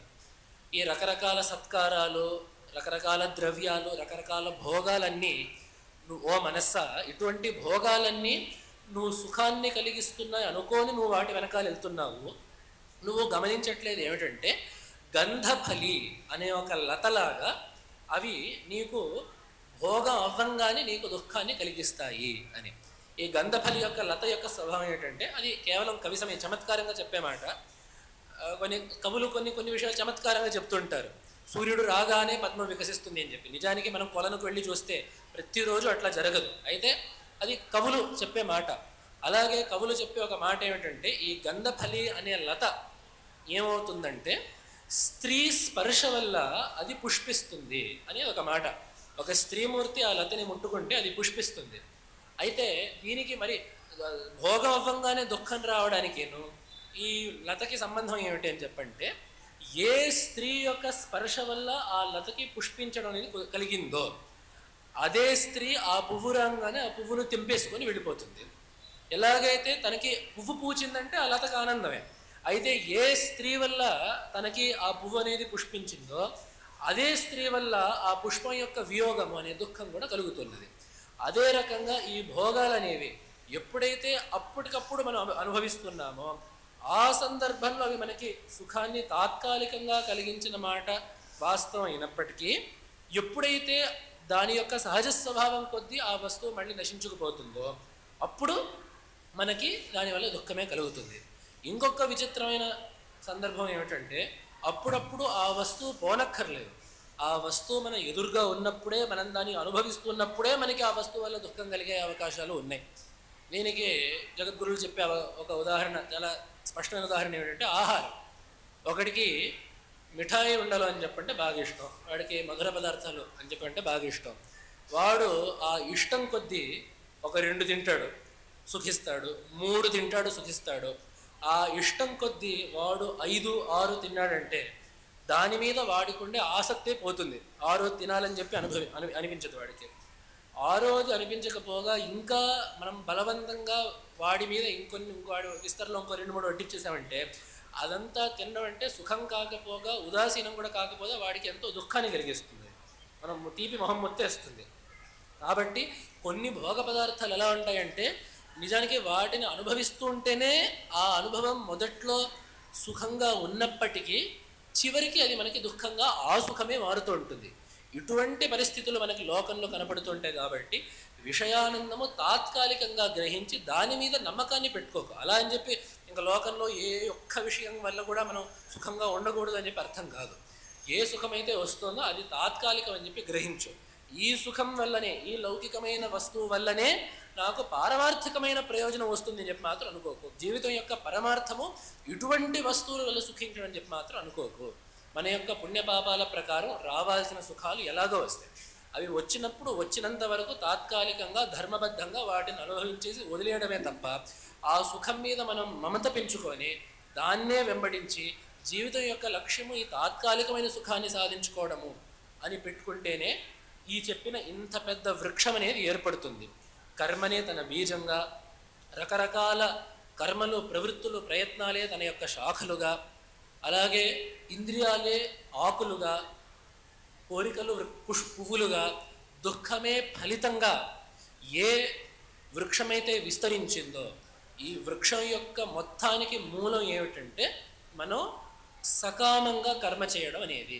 ఏదో ఒక సుఖాన్ని పొందాలని చెప్పి, ఏదో ఒక వస్తువుని పొందాలని చెప్పి స్వధర్మాన్ని వదిలేసి మనం ఎప్పుడైతే పనిచేసామో అప్పుడు ఇటువంటి సంసార వృక్షం మొలచడానికి కావాల్సిన బీజం అనేది వస్తుంది. కాబట్టి సంసారం యొక్క అసలైన స్వభావం ఇది. కాబట్టి భగవత్పాదులు ఇటువంటి సంసారాన్ని జయించాలంటే సంసారాతీతుడైన భగవంతుడి యొక్క అండదండలు కావాలి. కాబట్టి భగవంతుడి యొక్క కరావలంబాన్ని, చేయూతని ఇక్కడ కోరుకున్నారు భగవత్పాదులు. అలాగే ప్రతి జీవికి మరొక సందర్భంలో మనం ఎలాగైతే చేతులు దాటిపోయే సందర్భం అని చెప్పి ఎలాగైతే అంటామో అసలు ఈ సంసారం అనేది జీవుడి చేతుల నుంచి దాటిపోయిన విషయం. ఏ శరీరంలో జీవుడికి ఏమొస్తుందో, ఏ కర్మానుభవం ఎప్పుడు అవుతుందో, ఎవరు ఎప్పుడు ఎలా కలుస్తారో ఇదంతా కూడా జీవుడికి చేతుల్లో లేని విషయం. కాబట్టి ఈ సంసారం అనేది జీవుడి చేతుల్లో లేని విషయం కాబట్టి భగవంతుడి చేయూతని కోరుకున్నారు. అలాగే ప్రతి ఒక్క మనిషికి ఏదో ఒక రోజు ఎదురయ్యే పరిస్థితి, వాడి చేతుల్లో లేని పరిస్థితి ఏమిటంటే అంటే మరణం. మృత్యు అనేది ఏ జీవికి ఏ రోజైనా తప్పకుండా రావాలి, దాన్ని ఎవరు అడ్డుకోలేరు. ఏది తథ్యమైనది అనే మాటకి అందరూ ప్రతి ఒక్క మనిషి చెప్పాల్సిన సమాధానం ఏమిటంటే మరణము అనేది. ఆ మరణం కూడా మన చేతుల్లో ఉండేది కాదు. మరణం అనేది ఎప్పుడు ఎక్కడి నుంచి వస్తుంది, ఎలా వస్తుంది, మళ్ళీ ఏ కారణంగా తీసుకెళ్తుంది అనేది కూడా ఎవ్వరూ ముందు చెప్పడానికి అనేది ఉండదు. కాబట్టి ఆ క్షణంలో మనకి మన శరీరం, మన ఇంద్రియాలు కూడా మన చేతుల్లో ఉంటాయో లేదో కూడా మనం చెప్పలేం.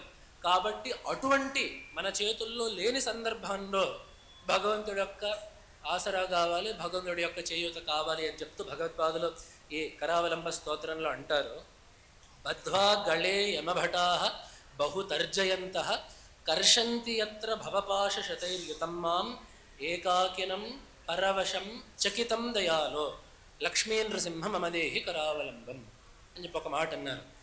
ఏదో ఒక రోజు యమకింకరులు నా ఎదుట నిలబడి నా కంఠం మీద యమపాశాన్ని వేసి నన్ను ఈడ్చుకుపోవడం అనేది ఖాయం, దీన్ని ఎవ్వరు కూడా తప్పించలేరు. ఆ సందర్భంలో నా పరిస్థితి ఏమిటంటే వాళ్ళు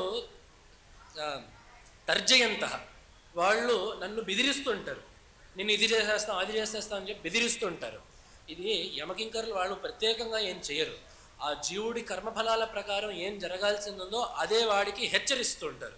కాబట్టి ఆ హెచ్చరింపే మనకి బెదిరింపుగా అనిపిస్తుంటుంది. మనం చేసిన పనులు అన్నట్టు ఉంటాయి కాబట్టి వాళ్ళు చేసిన హెచ్చరికే మనకి బెదిరింపుగా అనిపిస్తుంటుంది.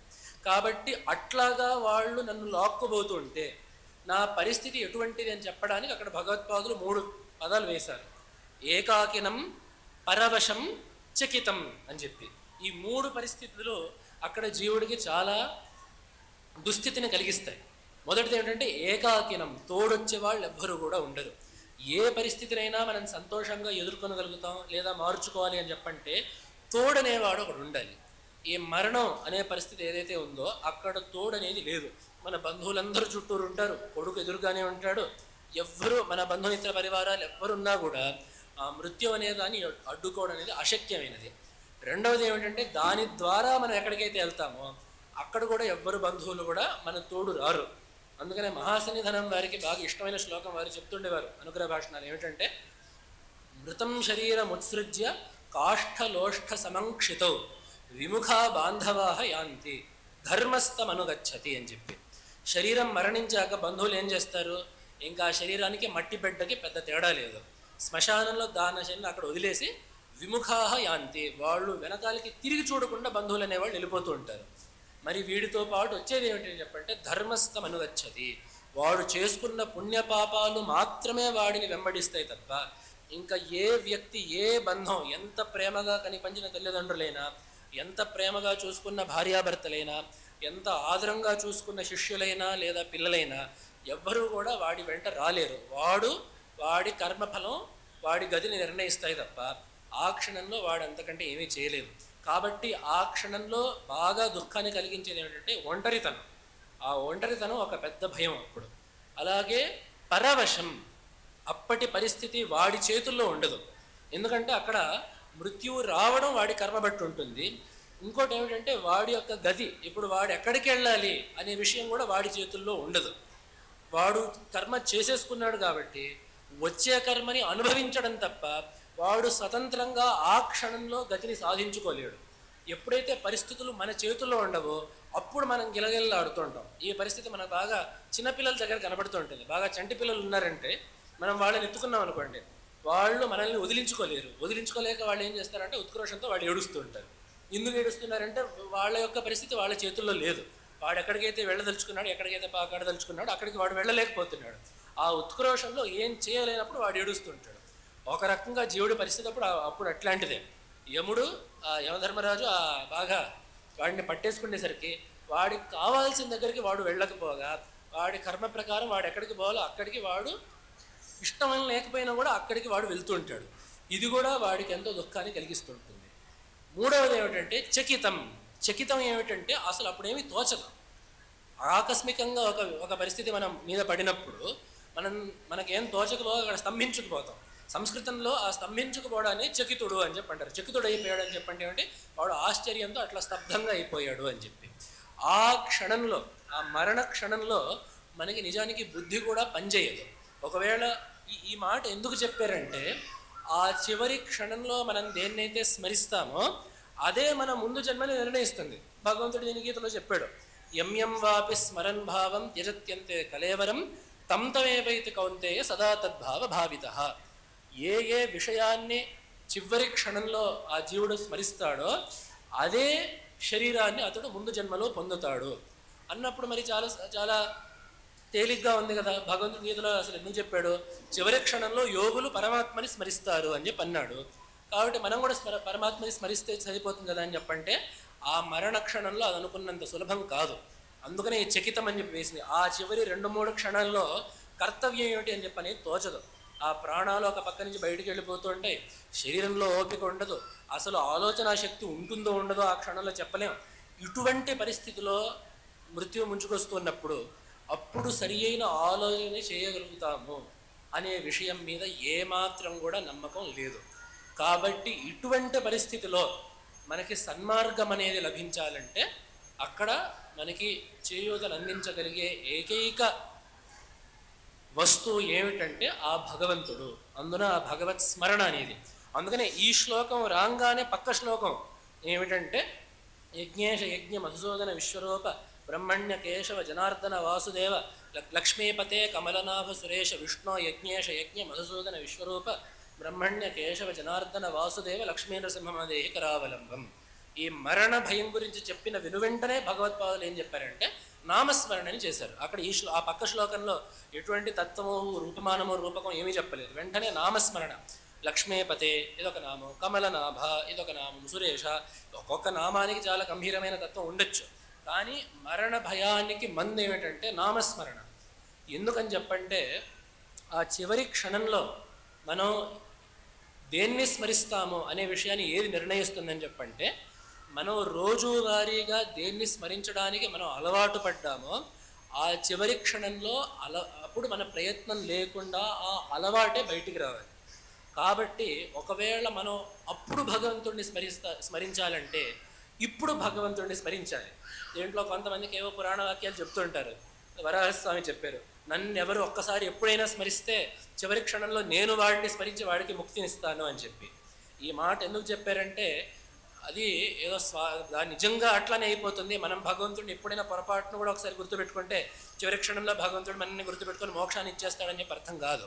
అక్కడ ఏమిటంటే మనం ఒక్కసారి కూడా భగవంతుడిని తలచినా దాని ద్వారా మన చివరి క్షణాల్లో ఎంతో కొంత ప్రయోజనం ఉండగలదు.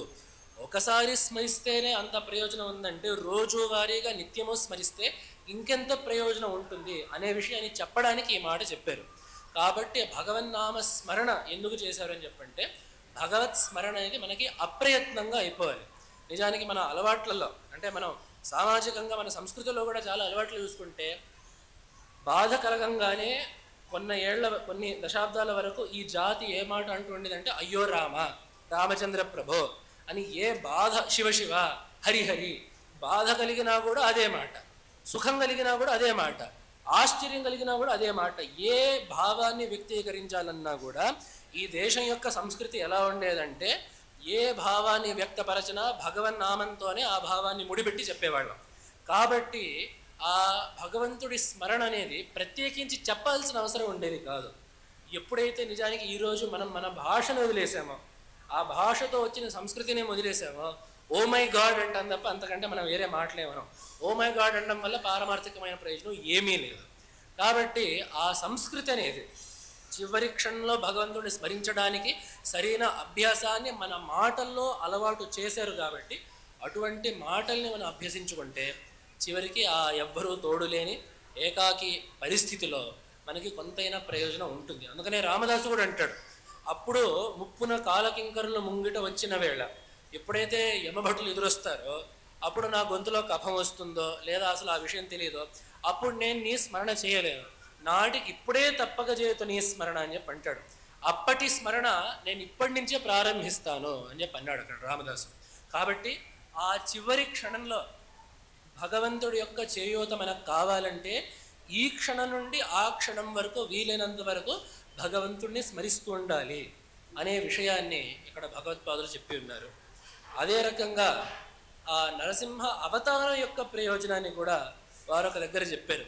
సంసార సాగర నిమజ్జన ముఖ్యమానం దీనం విలోకయ విభో కరుణానిధేమాం ప్రహ్లాద ఖేద పరిహార పరావతార లక్ష్మీ నృసింహ మమదేహి కరావలంబం. దీంట్లో భగవంతుడు చేయూత ఇచ్చే పద్ధతి మనకు తెలుస్తోంది.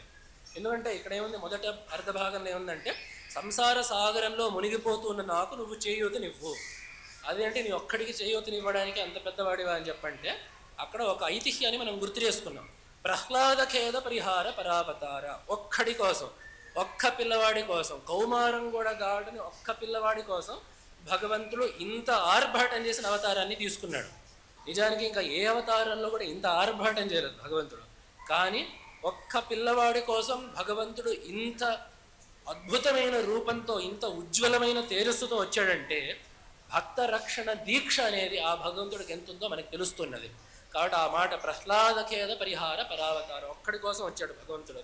అందుకనే ఒక మాట అంటూ ఉంటారు, కలికాలంలో హిరణ్యకశిపులు లాంటి వాళ్ళు చాలామంది ఉన్నారు, చాలామంది ధార్మికుల్ని బాధ పెడుతుండే వాళ్ళు చాలామంది ఉన్నారు, దేవుడు లేడని చెప్పి అనేవాళ్ళు ఉన్నారు, తద్వారా ఈ ధర్మాన్ని దెబ్బతీద్దాం అని చెప్పి చూసే చాలామంది ఉన్నారు. మరి భగవంతుడు ఎందుకు రావట్లేదు అనే మాటకి కొంతమంది చమత్కారంగా అయినా కూడా గంభీరంగా చెప్పిన మాట ఏమిటంటే, ఎంతమంది హిరణ్యకశిపులు ఉన్నా కూడా భగవంతుడు రాడు, ఒక్క ప్రహ్లాదుడిని చూపించగలిగితే పరిగెత్తుకుంటూ వచ్చేస్తాడు భగవంతుడు అని ఒక మాటను అక్కడ చెప్పారు. కాబట్టి ప్రహ్లాదుడిలాగా ఉంటే మనం ఎక్కడున్నా ఎప్పుడున్నా కూడా భగవంతుడు రక్షించడం అనేది ఖాయం. ఎందుకంటే ప్రహ్లాదు అసలు ఆ నరసింహావతారం వచ్చింది ఆయన కోసం. భాగవతంలో నరసింహావతారాన్ని ప్రవేశపెడుతూ చెప్పిన మొదటి మాట ఏమిటంటే సత్యం విధాతుం నిజభృత్య భాషితం, భక్తుడి యొక్క మాటను నిజం చెయ్యడానికి కనపడ్డాడు. ఇక్కడ చాలామందికి ఒక అపోహ ఉంటుంది. ప్రహ్లాదుడు భగవంతుడు సర్వవ్యాపకుడుగా ఉన్నాడు అని చెప్పి అన్నాడు. అయితే అప్పుడు హిరణ్యకశిపుడు అన్నాడు స్తంభంలో ఉన్నాడా అని చెప్పి అడిగాడు. అప్పుడు ఉన్నాడు అని చెప్పి ప్రహ్లాదుడు అన్నాడు. అప్పుడు స్తంభాన్ని కొట్టాడు. అప్పుడు భగవంతుడు వచ్చాడు అనేది మనకి అనుకున్న కథ. మనం ఎందుకు అనుకుంటున్నాం అంటే మనకేం అంతకంటే సినిమాలో మనకి కనపడింది కాబట్టి ఇదే కథ అని చెప్పి మనం అనుకుంటాం. ఎందుకంటే వ్యాస మహర్షి వాల్మీకి మహర్షి ఎప్పుడో పక్కకు పోయారు. మనకి సినిమాల్లో ఏం కనపడితే అదే మనకి పరమ ప్రమాణం. కాబట్టి సినిమాల్లో ఎట్లా చెప్పారు కాబట్టి కథ ఇదే అని చెప్పి మనం అనుకుంటున్నాం. కానీ జాగ్రత్తగా వ్యాస భాగవతాన్ని చూస్తే భగవంతుడు అసలు హిరణ్యకశిపు భగవంతుడు ఎక్కడున్నాడు అని కానీ భగవంతుడు సర్వత్రా ఉన్నాడు అని చెప్పి కానీ ఎక్కడ కూడా అన్నట్టు మనకు కనపడదు. అక్కడ అన్న 2 మాటలు మనకు కనపడతాయి. హిరణ్యకశిపుడు ఒకటే మాటలు అనేస్తాడు, క్వాసౌ యదిస సర్వత్ర కస్మాత్ స్తంభే న దృశ్యతే. ఒకవేళ నువ్వు చెప్పిన విష్ణువు నువ్వు చెప్పినట్లుగా సర్వాంతర్యామి అయితే స్తంభంలో ఎందుకు కనపడ్డు? స్తంభంలో కనపడకపోతే నిన్ను చంపేస్తాను అని చెప్పి అన్నాడు. ప్రహ్లాదుడిని ఏ మాట కూడా అడగలేను అక్కడ వ్యాస భాగవతంలో. స్తంభంలో నువ్వు చెప్పిన దాని ప్రకారం అతను సర్వాంతర్యామి అయితే స్తంభంలో ఉండాలి, స్తంభంలో కనపడకపోతే నీ శిరస్సును నేను ఖండిస్తాను అని చెప్పి అన్నాడు. ప్రహ్లాదుడు దానికి ఏమన్నాడు అని చెప్పంటే దృశ్యతే అని చెప్పి అన్నాడు, నీకు కనబడతాడు అని చెప్పి అన్నాడు. స్తంభంలో ఉన్నాడు అని చెప్పి కాదు ప్రహ్లాదుడు అన్నమాట, స్తంభంలో కనపడతాడు అని చెప్పి ప్రహ్లాదుడు అన్నమాట. ఎందుకంటే ప్రహ్లాదుడికి అప్పటికే హిరణ్యకశిపుడి యొక్క పరిస్థితి బాగా అర్థమైంది. ఈయనకి శంఖచక్ర గదా పద్మాలు ఉండే రూపాన్నే నమ్ముతాడు తప్ప భగవంతుడు నిర్గుణో నిరాకారుడు అంటే నమ్మే పరిస్థితిలో లేడు. కాబట్టి భగవంతుడు ఇప్పుడు కనపడతాడు అని చెప్పి ప్రహ్లాదుడు అన్నమాట. అది దాన్నే చక్కగా దాన్ని పట్టుకొని పోతన గారు అన్నమాట ఏంటంటే నిర్దంభత్వంబున నేడు కానబడు ప్రత్యక్ష స్వరూపంబునన్.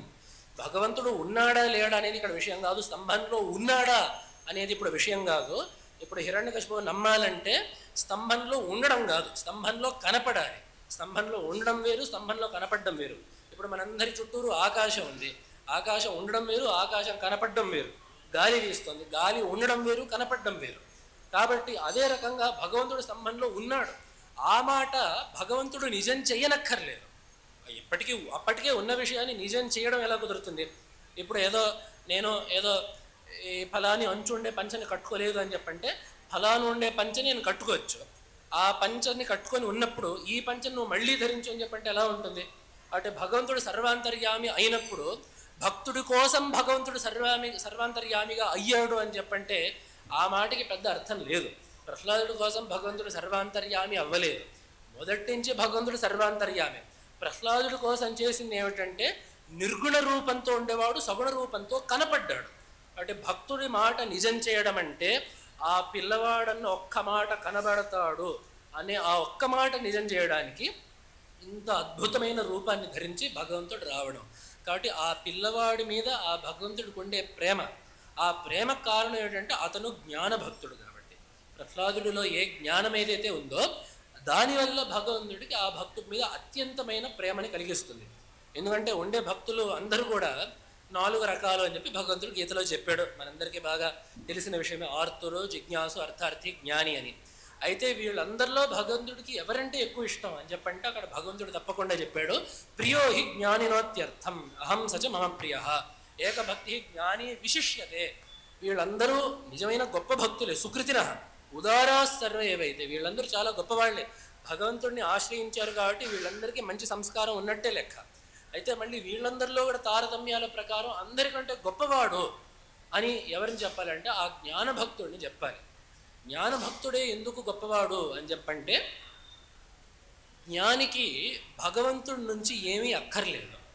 ఎవరైతే ఆర్తులై భగవంతుడి దగ్గరికి వస్తారో వాళ్ళకి భగవంతుడి ద్వారా ఒక ప్రయోజనం ఉంది, వాళ్ళకి ఆ కష్టాలు పోవాలి. అలాగే ఎవరైతే జిజ్ఞాసు భగవంతుడికి వస్తారో వాళ్ళకి ఏదో తత్వం తెలియాలి, దానికోసం వాళ్ళు భగవంతుడి దగ్గరికి వస్తారు. అలాగే ఎవరైతే అర్థార్థులు వాళ్ళకేదో ప్రయోజనం నెరవేరాలి, దానికోసం వాళ్ళు భగవంతుడి దగ్గరికి వస్తారు. ఏ ప్రయోజనం లేకుండా భగవంతుడి దగ్గరికి వెళ్ళి నమస్కరించగలిగేవాడు జ్ఞాని మాత్రమే. కాబట్టి స్వార్థం లేని భక్తి అంటే జ్ఞానభక్తి మాత్రమే. ఆ అద్వైత తత్వం తెలుసుకున్న వాడికే అసలు స్వార్థం లేని భక్తి ఉండేది. స్వార్థం ఉన్న భక్తి తప్పని చెప్పి కాదు, అయితే అదొక దశ వరకు మాత్రమే మనల్ని తీసుకెళ్తుంది. ఎప్పుడైతే మనం పరమాత్మ యొక్క తత్వాన్ని తెలుసుకుంటామో అప్పుడు భక్తిలో ఏమాత్రం స్వార్థం ఉండదు. కాబట్టి అటువంటి నిజమైన స్వార్థం లేని భక్తి, అద్వైత భక్తి ఏదైతే ఉందో అటువంటి భక్తి ప్రహ్లాదుడిలో ఉండింది. అందుకనే విష్ణు పురాణంలో కూడా ఆ ప్రహ్లాదుడిని సర్పాలతో చుట్టినప్పుడు ఆ ప్రహ్లాదుడికి వచ్చిన అనుభవం ఏమిటంటే, మేనేచ ఆత్మానం అచ్యుతం, తన ఆత్మనే అచ్యుతుడుగా భావించాడు, నేనే ఆ ఆత్మస్వరూపాన్ని అయ్యున్నాను అనే భావన ప్రహ్లాదుడికి కలిగింది అనే విషయాన్ని స్పష్టంగా ఆ విష్ణు పురాణంలో రాసి ఉన్నారు. కాబట్టి అటువంటి జ్ఞానభక్తి, అద్వైత భక్తి ప్రహ్లాదుడికి ఉంది కాబట్టి అందరికంటే ఎక్కువ ప్రేమ భగవంతుడు ఆ భక్తుడి మీద చూపించాడు. ప్రహ్లాదుడి భక్తిలో స్వార్థం లేదు అనే విషయాన్ని ప్రహ్లాదుడే చెప్పాడు. ఎందుకంటే నరసింహస్వామి చివరిలో నువ్వేమైనా వరం కోరుకో, కామపూర్వస్మ్యహం నృణాం, అందరికీ కోరికల్ని తీర్చేవాడిని నేను, కాబట్టి నేను కనపడ్డాను కాబట్టి నువ్వేమైనా కోరుకో అని చెప్పి భగవంతుడు అన్నప్పుడు ప్రహ్లాదుడు ఒకటే మాట చెప్పాడు అక్కడ, నేను ఇట్లాంటివి నన్ను ప్రలోభ పెట్టకు ఇలాగా, ఎందుకంటే యస్తు ఆశిషమాశాస్తే నస భక్త సవై వణిక్ అని చెప్పి ఒక మాట అన్నాడు. నాకు చాలా ఇష్టమైన మాట ఇది, మనం చాలా రాసుకొని గుర్తుపెట్టుకోవాల్సిన మాట ఇది. ఎవరైతే భగవంతుడిని కోరికల్ని కోరుతారో వాడు భక్తుడు కాదు, వాడు వ్యాపారి అని చెప్పి అన్నాడు అక్కడ ప్రహ్లాదుడు. యస్తు ఆశిషమాశాస్తే, భగవంతుడిని ఎవరైతే ఏదైనా కోరుతారో వాడు భగవంతుడి పట్ల భక్తిని చూపించట్లేదు, అది వాడు వణిక్. వణిక్ అంటే వ్యాపారం చేసేవాడు.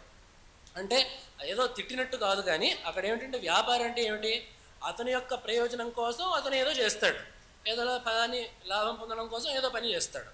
అలాగే భక్తుడు ఏం చేస్తాడు అంటే ఏదో లాభాన్ని పొందడం కోసం వాడు భగవంతుడిని పూజిస్తున్నాడు అని చెప్పంటే అది నిష్కలుషమైన స్వార్థం లేని భక్తి అనిపించుకోలేదు. మంచి భక్తి అయితే కావచ్చు, కోరిక కోరినప్పుడు ఎవరినో హీరుణ్ణి కోరడం కన్నా భగవంతుడిని కోరడమే చాలా మేలు. అందుకని మనకి ఇట్లాంటివి చాలా సందర్భాలు భక్తుల యొక్క జీవితాల్లో మనకు కనపడుతూ ఉంటాయి. ముత్తుస్వామి దీక్షితులో కీర్తనలో అంటారు, హిరణ్మయీం లక్ష్మీం ఆశ్రయామి హీన మానవాశ్రయం త్యజామి. ఒకవేళ నాకు నిజంగా లక్ష్మీ కటాక్షం కావాలంటే నేను అమ్మవారిని అడుగుతాను తప్ప ఎక్కడో చిన్న మానవుల్ని అడగాల్సిన అవసరం నాకు లేదు అని ఇటువంటి భక్తి ఉండడం మంచిదే. వేరే వాళ్ళని కోరికలు కోరడం కన్నా భగవంతుడిని కోరడం అనేది మంచిదే. అయితే భక్తి యొక్క పరమోత్కృష్ట స్థితి, పరమోన్న స్థితి ఏమిటంటే ఆ అద్వైత జ్ఞాన భక్తి, ఎటువంటి స్వార్థం లేకుండా భగవంతుడే నా ఆత్మగా అయ్యున్నాడు అని తెలుసుకున్న అద్వైత భక్తి ఏదైతే ఉంటుందో అంతకు మించిన భక్తి ఈ సృష్టిలో ఎవరు కూడా చూపించలేరు. ఎందుకంటే ఎంతవరకు అయితే ద్వైతం ఉంటుందో అంతవరకు నువ్వు వేరు నేను వేరు ఏదైతే ఉంటుందో నీ వల్ల నాకు వచ్చే ప్రయోజనాలు ఉండనే ఉంటుంటాయి. కాబట్టి ఎంతవరకు అయితే ద్వైతం ఉంటుందో అప్పటి వరకు జీవుడు ప్రయోజనాన్ని వెతుక్కోక తప్పదు. ఒకవేళ నిన్ను సేవించుకోవడమే నాకు ఇష్టం అని చెప్పి అన్నా కూడా ఆ సేవించుకోవడం వల్ల నాకు హాయిగా ఉంది కాబట్టి వాడు భగవంతుడిని ఆశ్రయిస్తాడు తప్ప అది కూడా హేతు లేకుండా భగవంతుడిని ఆశ్రయించినట్టు అవ్వదు. నీ సేవయే నాకు సంతోషాన్ని కలిగిస్తుందని చెప్పంటే నువ్వు భగవంతుడిని ఎందుకు సేవిస్తున్నట్టు, నీకు హాయిగా ఉంది కాబట్టి నువ్వు భగవంతుడిని సేవించుకుంటున్నావు తప్ప ఏ కారణం లేకుండా అనేది భగవంతుడిని నువ్వు సేవించట్లేదు. ఏ కారణం లేకుండా భగవంతుడిని సేవించగలిగేవాడు ఎవరంటే భగవంతుడే నా ఆత్మగా ఉన్నాడు, నాలో ఉండి నడిపిస్తున్నాడు అని తెలుసుకున్న అద్వైత జ్ఞాని మాత్రమే ఎటువంటి స్వార్థం లేకుండా భక్తిని కలిగి ఉండగలుగుతాడు. అటువంటి భక్తి ప్రహ్లాదుడికి స్పష్టంగా ఉండింది. ప్రహ్లాదుడు స్పష్టంగా ఆ అసుర బాలకులకి బోధ చేస్తూ భాగవతంలో చెప్తాడు, పరమాత్మ యొక్క ఆరాధనలో కష్టమే ఉంది, అతనే అందరి యొక్క బంధువై ఆత్మగా ఉన్నాడు కాబట్టి ఆత్మస్వరూపుడైన పరమాత్మని ఆరాధించడంలో కష్టం ఏముంది అని ప్రహ్లాదుడు స్పష్టంగా భాగవతంలో అన్నాడు. కాబట్టి అటువంటి అద్వైత జ్ఞాని కాబట్టి ప్రహ్లాదుడు భగవంతుడి దగ్గర ఎటువంటి కోరిక కోరలేదు. అటువంటి జ్ఞాని కాబట్టే ఆ భగవంతుడు ఇంత పెద్ద అవతారాన్ని వేల చేతులతో అంత నభస్పర్శైన రూపంతో అంత భయంకరమైన రూపంతో ఇంత ఆర్భాటం చేసింది ఎందుకంటే ఒక్క భక్తుడి కోసం, ఆ ఒక్క భక్తుడి మీద ప్రేమ ఎందుకంటే ఆ భక్తుడికి అంత జ్ఞానం ఉంది కాబట్టి పరమాత్మ యొక్క తత్వాన్ని నిజంగా తెలుసుకున్నాడు కాబట్టి దాన్ని మనకి గుర్తు చేస్తూ ఇదంతా ఈ అర్థాన్ని అంతా కూడా పెట్టుకొని భగవత్పాదులు ప్రహ్లాద ఖేద పరిహార పరావతార, ప్రహ్లాదుడి కోసం మాత్రమే వచ్చిన అవతారము అని చెప్పడం వల్ల మనకేమిటంటే ప్రహ్లాదుడు అనేవాడు మనకి లక్ష్యము. మనం ప్రహ్లాదుడిలాగా ఎంత ఉండడానికి ప్రయత్నిస్తామో అంత ప్రయోజనం మనకి నరసింహస్వామి వల్ల, అంత అనుగ్రహం మనకి నరసింహస్వామి ద్వారా కలుగుతుంది అనే విషయాన్ని చెప్పారు. అదేవిధంగా మరొక మాట చెప్పారు, అంధస్యమే కృత వివేక మహాధనస్య చోరైర్మహాబలిభిరింద్రియ నామధేయై మోహాంధకారకు హరే వినిపాతి తస్య లక్ష్మీ నృసింహ మమదేహి కరావలంబం. దీంట్లో మనం తీసుకోవాల్సిన జాగ్రత్తలు చెప్పారు. మనం ఏ విషయంలో జాగ్రత్తగా ఉండాలి. ఇప్పుడు సంసారం గురించి చెప్పారు, సంసారం యొక్క స్వరూపం చెప్పారు. అదేవిధంగా మరణకాలంలో పరిస్థితి కూడా చెప్పారు. దానికి ఉపాయంగా నామస్మరణను కూడా సూచించారు. అలాగే ఎటువంటి విధమైన నడవడిక ఉంటే, ఎటువంటి భక్తిని మనం పెంపొందించుకుంటే పరమాత్మ యొక్క పూర్తి అనుగ్రహం కలుగుతుంది అనే మాట కూడా చెప్పారు. అదేవిధంగా మనం ఈ మార్గంలో తీసుకోవాల్సిన జాగ్రత్త ఏమిటో ఈ శ్లోకంలో చెప్పారు. ఏమిటంటే, నేను అంధుడిని, అంటే సరి అయిన దారి ఏమిటో నాకు తెలియదు. సరి అయిన దారి ఏమిటో తెలియనప్పుడు ఏం చేయాలి? మరింత జాగ్రత్తగా ఉండాలి, దారి తెలిసిన వాళ్లతో ప్రయాణించాలి. అలాగే మనతో పాటు ఒక ధనం ఉంది. ఆ ధనరాశి ఉంటేనే మనం ఎక్కడికైనా వెళ్ళి మన పని చేసుకోగలుగుతాం. ఆ ధనం ఏమిటి అని చెప్పంటే వివేకం. ఇది మంచి, ఇది చెడు అని వివేకం ఏదైతే ఉందో అది మనకి ధనం వంటిది. అది ఉంటేనే ఏ ప్రయోజనమైనా నెరవేరుతుంది. ఎలాగైతే డబ్బు ఉంటేనే ఏ పనైనా అవుతుందో అదేవిధంగా ఈ వివేకం అనేది ఉంటేనే ఏ పనైనా కూడా సఫలం అవుతుంది. అయితే ఈ వివేకాన్ని హరిద్దాం. ఎలాగైతే ధనాన్ని హరించాలి, దోచాలి అని చెప్పి దొంగలు పొంచి ఉంటారో అదేవిధంగా కొంతమంది దొంగలు మన చుట్టూరు పొంచి ఉన్నారు. అవి ఏమిటి అని చెప్పంటే, బలిభి ఇంద్రియ నామధేయై చోరై. ఇంద్రియాలనేవి ఏం చేస్తాయంటే మన యొక్క వివేకాన్ని హరిస్తాయి. మనకి తెలుసు ఇది మంచి, ఇది చెడు, ఇది చేయవలసింది, ఇది చేయకూడనిది, ఇది అవసరం, ఇది అనవసరం అనేది మనకు తెలుసు. అయితే ఇంద్రియాలు ఏం చేస్తాయంటే ఆ విషయ సుఖం మీద మనకి ఆ తృష్ణను పెంచి ఆ వివేకాన్ని కప్పేస్తాయి. కాబట్టి ఇక్కడ ఏం చేయాలంటే తద్వారా మోహాంధకారకు హరే వినిపాదితస్య. దొంగలు మన సొమ్ముని దోచి గోతులోకి త్రోసేసినట్లుగా ఈ ఇంద్రియాలు మన యొక్క వివేకాన్ని హరించి మోహంలోకి, అంటే సరికాని నిర్ణయాల్లోకి మనల్ని తోస్తుంటాయి. కాబట్టి ఇక్కడ భగవత్పాలు సూచిస్తుండే జాగ్రత్త ఏమిటంటే రెండు సూచిస్తున్నారు ఇక్కడ. మనం అంధులుగా ఉన్నప్పుడు వేరే వారి యొక్క మార్గనిర్దేశం తీసుకోవాలనేది ఒకటి. రెండవది ఏమిటంటే ఆ వివేకం అనేది మనం సర్వకాల సర్వావస్థల్లో చాలా భద్రపరుచుకోవాలి. ఎలాగైతే మనం ప్రయాణం చేసేటప్పుడు ఆ దొంగలకి దొరకకుండా మన ధనాన్ని మనం జాగ్రత్త పరుచుకుంటామో అదేవిధంగా వివేకమనే ధనాన్ని హరించే ఇంద్రియాలనే దొంగలకి మన వివేకం అనేది దొరకకుండా మనం జాగ్రత్త పడాలి. అంటే ఏమిటి? మనం ఏ నిర్ణయం తీసుకున్నా, ఏ అడుగు వేసినా, ఏ అంచనా వేసినా, ఏ పని చేసినా మనకి మనం ఆత్మవిమర్శ అనేది చేసుకోవాలి.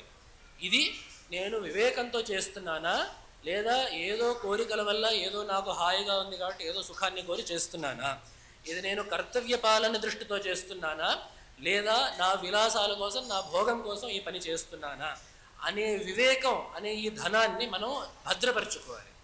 ఈ దారిలో ఒకవేళ మనం అంధులమై మనకు దారి తెలియదు కాబట్టి ఆ దారి తెలిసిన వాళ్ళని మనం ఆశ్రయించాలి. ఆ దారి తెలిసిన వాళ్ళనే మనం గురువు అని చెప్పి పిలుస్తుంటాం. కాబట్టి దారి తెలియనప్పుడు ఆ తెలిసిన వాళ్ళని అడగడమే గురు సంశ్రయము అని చెప్పనేది. కాబట్టి ఆ గురువు ఎట్లా ఉండాలి, ఆ గురువు యొక్క లక్షణాలు కూడా శాస్త్రంలో విశేషంగా చెప్పున్నారు. ముఖ్యంగా ఉపనిషత్తుల్లో శ్రోత్రియం బ్రహ్మనిష్టం అని చెప్పి అన్నారు. భగవత్పాదులు దానికి వ్రాస్తూ ఏమన్నారంటే, బాగా శాస్త్రీయమైన జ్ఞానాన్ని పొంది శాస్త్రాల యొక్క సారాన్ని బాగా తెలియడం మాత్రమే కాకుండా ఆ బ్రహ్మ అనుభవాన్ని కూడా కలిగిన వాళ్ళు ఎవరైతే ఉంటారో వాళ్ళు అసలైన గురువులు అని చెప్పి భగవత్పాదులు చెప్పారు. అటువంటి వాళ్ళ యొక్క పట్టికనే ఈ స్తోత్రం చివరిలో ఇచ్చారు. ప్రహ్లాద నారద పరాశర పుండరీక వ్యాసాది భాగవత పుంగవ హృన్నివాస భక్తానురక్త పరిపాలన పారిజాత లక్ష్మీ నృసింహ మమదేహి కరావలంబం. భగవంతుడికి శ్రేష్టమైన భక్తులు ఎవరు అని చెప్పంటే ప్రహ్లాదుడు, నారదుడు, పరాశరుడు, పుండరీకుడు, వ్యాస మహర్షి. వీళ్ళు ప్రధానంగా ఈ శ్లోకంలో అందరి పేర్లు చెప్పడం కాదు కాబట్టి ప్రధానంగా ఈ పేర్లు చెప్పారు. వీళ్ళందరినీ చూసుకుంటే వీళ్ళందరూ మనకి శాస్త్రాల్లో పురాణాలలో ఎన్నో ఉపదేశాలు చేస్తున్నారు. ప్రహ్లాదుడు ఆ అసుర బాలకులు చేసిన ఉపదేశం మనం జాగ్రత్తగా చూసినట్లయితే చాలా విషయాలు మనకు తెలుస్తాయి. అదేవిధంగా ప్రహ్లాద నారద మహర్షి ప్రతి ఒక్క ఇంచుమించు మన ధర్మంలో ఉండే ప్రతి ఒక్క జ్ఞానికి గురువు ఎవరు అంటే నారద మహర్షి. కాబట్టి అటువంటి ఉత్కర్ష గురువుగా నారద మహర్షికి ఉంది. త్యాగరాజ స్వామి కూడా అందుకని ఎన్నో కృతుల్ని నారద మహర్షినే గురువుగా కీర్తిస్తూ ఎన్నో కృతులు రాశారు వారు. కాబట్టి ఆ గురువైన నారద మహర్షి భాగవతాదుల్లో చేసిన బోధలు చాలా ఉన్నాయి. అసలు వస్తుతः ప్రహ్లాదుడికి కూడా గురువు నారద మహర్షి. గర్భంలో ఉన్నప్పుడు ఆ భాగవత ధర్మాలని, అద్వైత తత్వాన్ని, జ్ఞానాన్ని ఉపదేశించింది ఆ నారద మహర్షి. అటువంటి నారద మహర్షి చేసిన బోధలు కూడా మనకి గ్రంథాల్లో ఉన్నాయి.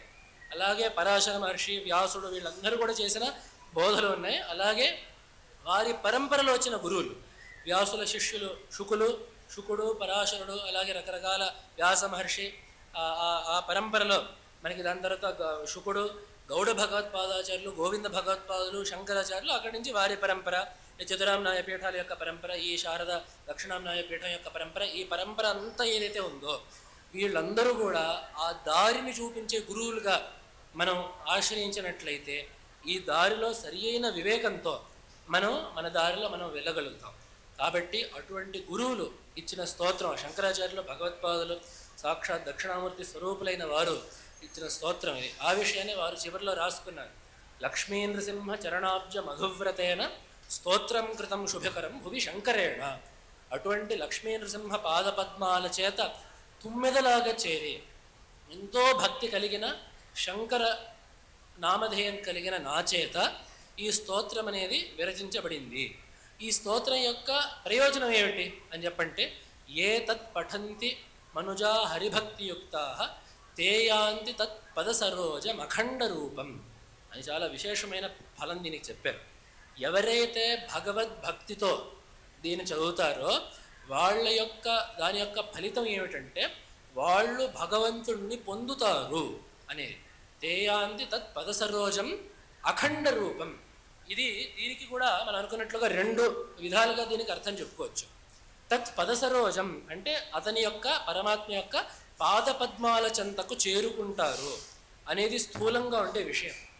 అయితే భగవత్పాదుల యొక్క తాత్పర్యం నిజంగా ఇది అయినట్టయితే తర్వాత అఖండ రూపం అని చెప్పి అనాల్సిన అవసరం ఏమిటి? అఖండ రూపం అంటే ఏమిటి అసలు? ఖండము అంటే భేదము, అంతేగా ఖండము చేశాము అంటే ఒక దాంట్లో భేదాన్ని కలిగించాము. శాస్త్రంలో అఖండ జ్ఞానము అంటే ఏమిటి అని చెప్పంటే జీవ బ్రహ్మైక్య జ్ఞానానికి శాస్త్రంలో పెట్టిన పేరు అఖండ జ్ఞానము అని చెప్పి, ఆ జ్ఞానానికే అఖండ జ్ఞానము అని చెప్పి పేరు. కాబట్టి తత్ పదసరోజం అఖండ రూపం అని చెప్పంటే అదేదో భగవంతుడి దగ్గరికి వెళ్ళడమే కాదు, భగవంతుడిలో లయమైపోయి జీవ బ్రహ్మైక్యాన్ని పొందడం అనేది ఈ స్తోత్రం యొక్క పరమ తాత్పర్యము అనే విషయాన్ని భగవత్పాదులు ఈ స్తోత్రంలో చెప్పారు. కాబట్టి తప్పకుండా ఆస్తికులందరూ కూడా ఈ స్తోత్రాన్ని నరసింహతత్వ అనుసంధాన పూర్వకముగా ఈ స్తోత్రానికి మనకు అనుగ్రహించిన భగవత్పాదుల మీద శ్రద్ధాభక్తులతో చదివినట్లయితే, ఈ అర్థాన్ని ముఖ్యంగా అనుసంధానించుకుంటూ చెప్పినట్లయితే ఈ ప్రయోజనం ఎప్పటికైనా కలుగుతుంది అనే విషయము నిస్సందేహంగా మనం చెప్పచ్చు. స్తోత్ర పారాయణలు చేసేటప్పుడు రెండు విషయాలు చాలా ముఖ్యం. ఒకటి ఏమిటంటే ఇక్కడ చెప్పినట్లుగా భక్తి, ఏదైతే చదువుతున్నామో ఇది తప్పకుండా ఫలిస్తుంది. భగవంతుడు అనేవాడు ఉన్నాడు, శ్రద్ధాభక్తులతో ధర్మ మార్గంలో తనను ఎవరైతే ఆరాధిస్తారో వాళ్ళని భగవంతుడు తప్పక అనుగ్రహిస్తాడు అనే నమ్మకం ఉండడం ఒకటి. రెండో భాగం ఏమిటంటే కొంత చైతన్యం కూడా ఉండాలి ఈ స్తోత్రాలు చదివేటప్పుడు. దాని అర్థాన్ని తెలుసుకోవడం వల్ల పరమ ప్రయోజనము అనేది మనకి ఉండాలి. ఎందుకంటే చాలామంది ఏమనుకుంటారు స్తోత్రం చదివితేనే పుణ్యము, కాబట్టి స్తోత్రం యొక్క ప్రయోజనం ఏమిటి అని చెప్పంటే దాన్ని చదవడం వల్ల వచ్చే పుణ్యము అని చెప్పి. నిజానికి శాస్త్రం యొక్క సిద్ధాంతం ఏమిటంటే దృష్ట ప్రయోజనం ఉన్నప్పుడు అదృష్ట ప్రయోజనాన్ని కల్పించడం న్యాయం కాదు అనేది మీమాంసా శాస్త్రంలో చెప్పిన ఒక సిద్ధాంతం. సతి దృష్ట ప్రయోజనం అదృష్ట కల్పనాయా అన్యాయత్వాత్ అని అక్కడ మీమాంసా శాస్త్రంలో ఒక మాట చెప్పున్నారు. అందుకని నిజానికి మీమాంసా శాస్త్రం వేదార్థాన్ని తెలుసుకోవాలి అని చెప్పి శాస్త్రం చెప్పింది కూడా అందుకనే. నీ కళ్ళ ఎదుట వాక్యం ఉన్నప్పుడు దాని అర్థం తెలుసుకోవడమే కదా పెద్ద ప్రయోజనం అవుతుంది. ఒక మాట చెప్పినప్పుడు ఆ మాటని జపించడం పరమ ప్రయోజనం అవుతుందా, ఆ మాట యొక్క అర్థాన్ని తెలుసుకోవడం పెద్ద ప్రయోజనం అవుతుందా అని చెప్పంటే ఆ మాట యొక్క అర్థాన్ని తెలుసుకోవడమే చాలా పరమ ప్రయోజనము. మనం ఆ అర్థాన్ని తెలుసుకోవడం వెంటనే కుదరదు. కాబట్టి మన మహర్షులు ఈ స్తోత్రాలని వ్రాసినప్పుడు అర్థాన్ని తెలియకపోయినా కూడా కొంత ఫలం వచ్చేటట్టు ఈ స్తోత్రాన్ని వ్రాశారు. ఏవో బీజాక్షరాలు పెట్టి భగవన్నామాన్ని పెట్టి రకరకాల పనులు చేసి వేటినైతే జపిస్తే పుణ్యం వస్తుందో అటువంటి మాటలని ఈ స్తోత్రాల్లోకి చేర్చి ఈ స్తోత్రాన్ని అర్థం చేసుకుంటే పరమ పుణ్యం, పరమ ఫలితం వస్తుంది. ఒకవేళ వెంటనే అర్థం చేసుకోలేకపోయినా పారాయణ చేయడం వల్ల కొంత పుణ్యమన్నా వస్తుంది అనే వ్యవస్థ మన స్తోత్ర వాంగ్మయం యొక్క వ్యవస్థ. పురాణాల నుండి నిన్న మొన్నటి ఆచార్య పురుషుల వరకు కూడా ఎవ్వరు స్తోత్రం రాసినా కూడా ఇది తాత్పర్యం. ఆ స్తోత్రం యొక్క అర్థాన్ని తెలుసుకుంటే మనకి మోక్షం, అర్థం తెలియకపోతే స్తోత్రాన్ని ఒట్టిగా చదివితే తాత్కాలికమైన ప్రయోజనాన్ని కలిగించే పుణ్యం. కాబట్టి మనం ఇటువంటి స్తోత్రాలను చదివినప్పుడు తప్పకుండా మనకి ఆ భగవన్ నామస్మరణ వల్ల, భగవత్ స్మరణ వల్ల, ఉట్టిపారాయణ వల్ల పుణ్యం కలుగుతుంది. దీంట్లో ఎటువంటి సందేహం లేదు. అయితే దీనికోసమేనా భగవత్పాదులు స్తోత్రం రాసింది అని చెప్పంటే ఏమాత్రం కాదు. ఈ స్తోత్రం ఎందుకు రాశారు అంటే దీని ద్వారా సంసారాన్ని మన ముందు అర్థం చేసుకోవాలి. అసలు రోగాన్ని కుదర్చడంలో మొదటి ప్రక్రియ ఏమిటంటే అసలు రోగం ఉంది అని చెప్పి గుర్తుపట్టడం. రోగం ఉంది అని చెప్పి గుర్తుపట్టాక రోగ కారణాన్ని తెలుసుకోవడం. రోగ కారణాన్ని తెలుసుకున్నాక దానికి తగిన మందుని నిర్ణయించడం, మందుని తేల్చాక ఆ మందుని సేవించడం. ఇది మనకి ఏమన్నా రోగం ఉంటే మనం చేయాల్సిన పద్ధతి. అదేవిధంగా ఈ అజ్ఞానం అనేది కూడా అంతే. అసలు ముందు సంసారం అనేది మనకి పారమార్థిక ప్రయోజనం కోసం పనికి రాదు అని తెలుసుకోవడమే అసలు మొదటి సోపానం. దాని తర్వాత ఈ దుఃఖం ఎందుకు వస్తోంది, ఈ దుఃఖం పోవాలంటే ఏం చేయాలి, తర్వాత ఆ దారిలో వెళ్ళడము అనేది మనకి వేసిన బాట. ఈ వరస మొత్తం కూడా మనకి ఈ నరసింహకరావలంబనలో ఉంది. సంసారం అంటే ఏమిటి, దాన్ని మనం ఎందుకు వదులుకోవాలి, సంసారం నుంచి మనల్ని బయట పెట్టేవాళ్ళు ఎవరు, ఆ బయటకి వచ్చేటప్పుడు తీసుకోవాల్సిన జాగ్రత్తలు ఏమిటి, బయటకి రావడానికి జ్ఞానాన్ని పొందడానికి కావాల్సిన ఉపాయాలు ఏమిటి, ఇదంతా కూడా ఒక్క స్తోత్రంలో భగవత్పాదులు పెట్టారంటే వారికి కాకపోతే జగద్గురు అనే పేరు ఇంకెవ్వరికీ సరిపోదు. అంటే ఆ జగద్గురు నామధేయం అనేది ఈ ఒక్క స్తోత్రాన్ని పెట్టుకొని ప్రపంచం మొత్తానికి కూడా ప్రయోజనం కలిగించే శక్తి భగవత్పాదుల యొక్క ఒక్క స్తోత్రానికి ఉంది. కాబట్టి భగవత్పాదుల యొక్క ఇది మనం ఏదో స్థాళీ పులాక న్యాయంగా ఒక్క స్తోత్రాన్ని కొద్దిసేపు ఈరోజు చెప్పుకున్నాం. భగవత్పాదుల యొక్క ఏ స్తోత్రం చూసినా కూడా చివరికి మనకు కనపడేది ఇదే. దాంట్లో పైన భక్తి, నామస్మరణ, దేవతా రూపం ఉంటుంది. మనం కొద్దిసేపు కొంత దృష్టి పెట్టి చూసామంటే అంతర్లీనంగా పరమాద్భుతమైన ఉపనిషత్ తత్వము అరటిపండు ఒలిచి చేతిలో పెట్టినట్టుగా ఆ స్తోత్రంలో ఉంటుంది. కాబట్టి సర్వతోముఖమైన ప్రయోజనాన్ని కలిగించే భగవత్పాదుల యొక్క వాంగ్మయాన్ని చదవాల్సిన బాధ్యత ప్రతి ఒక్క ఆస్తికులకి ఉంది. ఈ కాలంలో పైగా ఇన్ని పుస్తకాలు, ఇన్ని మాధ్యమాలు వచ్చాక ఆ స్తోత్రం యొక్క అర్థాన్ని తెలుసుకోవడం కష్టమైన పని కూడా కాదు. ఇదివరకటి కాలంలో అంటే అందరికీ సంస్కృతం తెలియదు, పుస్తకాలు కూడా అందుబాటులో ఉండేవి కావని చెప్పంటే అది వేరే పరిస్థితి. ఈ కాలంలో, ఈ యుగంలో ఇన్ని సౌకర్యాలు ఉన్నప్పుడు, ఇన్ని పుస్తకాలు ముద్రితమై ఉన్నప్పుడు మనం అర్థాన్ని తెలుసుకోలేదు అంటే అక్కడ మన ప్రయత్న లోపం తప్ప ఇంకా ఏ పరిస్థితి మనం చూపించడానికి లేదు. కాబట్టి అటువంటి ప్రయత్నం లోపం మన వైపు నుంచి ఉండకూడదు అని చెప్పి విన్నవించుకుంటూ ఆ లక్ష్మీ నృసింహస్వామికి, ఆ లక్ష్మీ నృసింహస్వామిని ఇటువంటి స్తోత్రాల ద్వారా స్తుతించిన భగవత్పాదులకి, ఆ భగవత్పాదుల సంప్రదాయంలోనే విశేషంగా లక్ష్మీ నృసింహస్వామి యొక్క ఉపాసన చేస్తూ రోజు జగద్గురువులు చేసే చంద్రమౌళీశ్వర పూజలు శృంగేరిలోను కావచ్చు, యాత్రలోను కావచ్చు, ఈ సంస్థానం యొక్క అలవాటు ఏమిటంటే చంద్రమౌళీశ్వర లింగంతో పాటుగా శ్రీచక్రశిల నరసింహశాల గ్రామాన్ని పెట్టి అభిషేకం చేస్తారు. అది మన యొక్క వైదికమైన దృష్టి, నిజమైన వైదికమైన దృష్టి అంటే అది. ఏ చంద్రమౌళీశ్వరుడిని అయితే పూజిస్తున్నామో ఆ చంద్రమౌళీశ్వరుడే ఈ నరసింహశాల గ్రామము. ఏ నరసింహశాల గ్రామం అయితే ఉందో ఆ నరసింహుడే ఈ చంద్రమౌళీశ్వరుడు, ఈ శ్రీచక్రంలోని అమ్మవారు అనేది మన యొక్క వైదికమైన ఉపాసన మార్గం, శాస్త్ర సమ్మతమైన ఉపాసన. కాబట్టి ఆ ఉపాసన మార్గం నరసింహోపాసన అనేది కూడా ఈ శృంగేరి శారదా పీఠంలో అనూచానంగా వస్తుంది. కాబట్టి ఆ నరసింహస్వామికి, ఆ భగవత్పాదులకి, భగవత్పాదుల పరంపరలోనే నరసింహస్వామిని విశేషంగా ఉపాసిస్తూ వచ్చిన జగద్గురు అందరికీ కూడా నమస్సుమాంజలిని, సాష్టాంగ ప్రణామాలను తెలియజేసుకుంటూ ఇక్కడ విచ్చేసిన భక్త మహాజనులందరికీ కూడా ఇటువంటి స్తోత్రపారాయణలను చేసి జగద్గురువుల భగవంతుడి యొక్క కృపను పొందాలి అని విన్నవించుకుంటూ ఈ మాటల్ని ఇంతటితో ముగిస్తున్నాను. జగజ్జన్మాది లక్ష్యాయ స్వేచ్ఛా స్వీకృతమూర్తయే విధ్వస్తాఖిల హేయాయ శ్రీ నృసింహాయ మంగళం.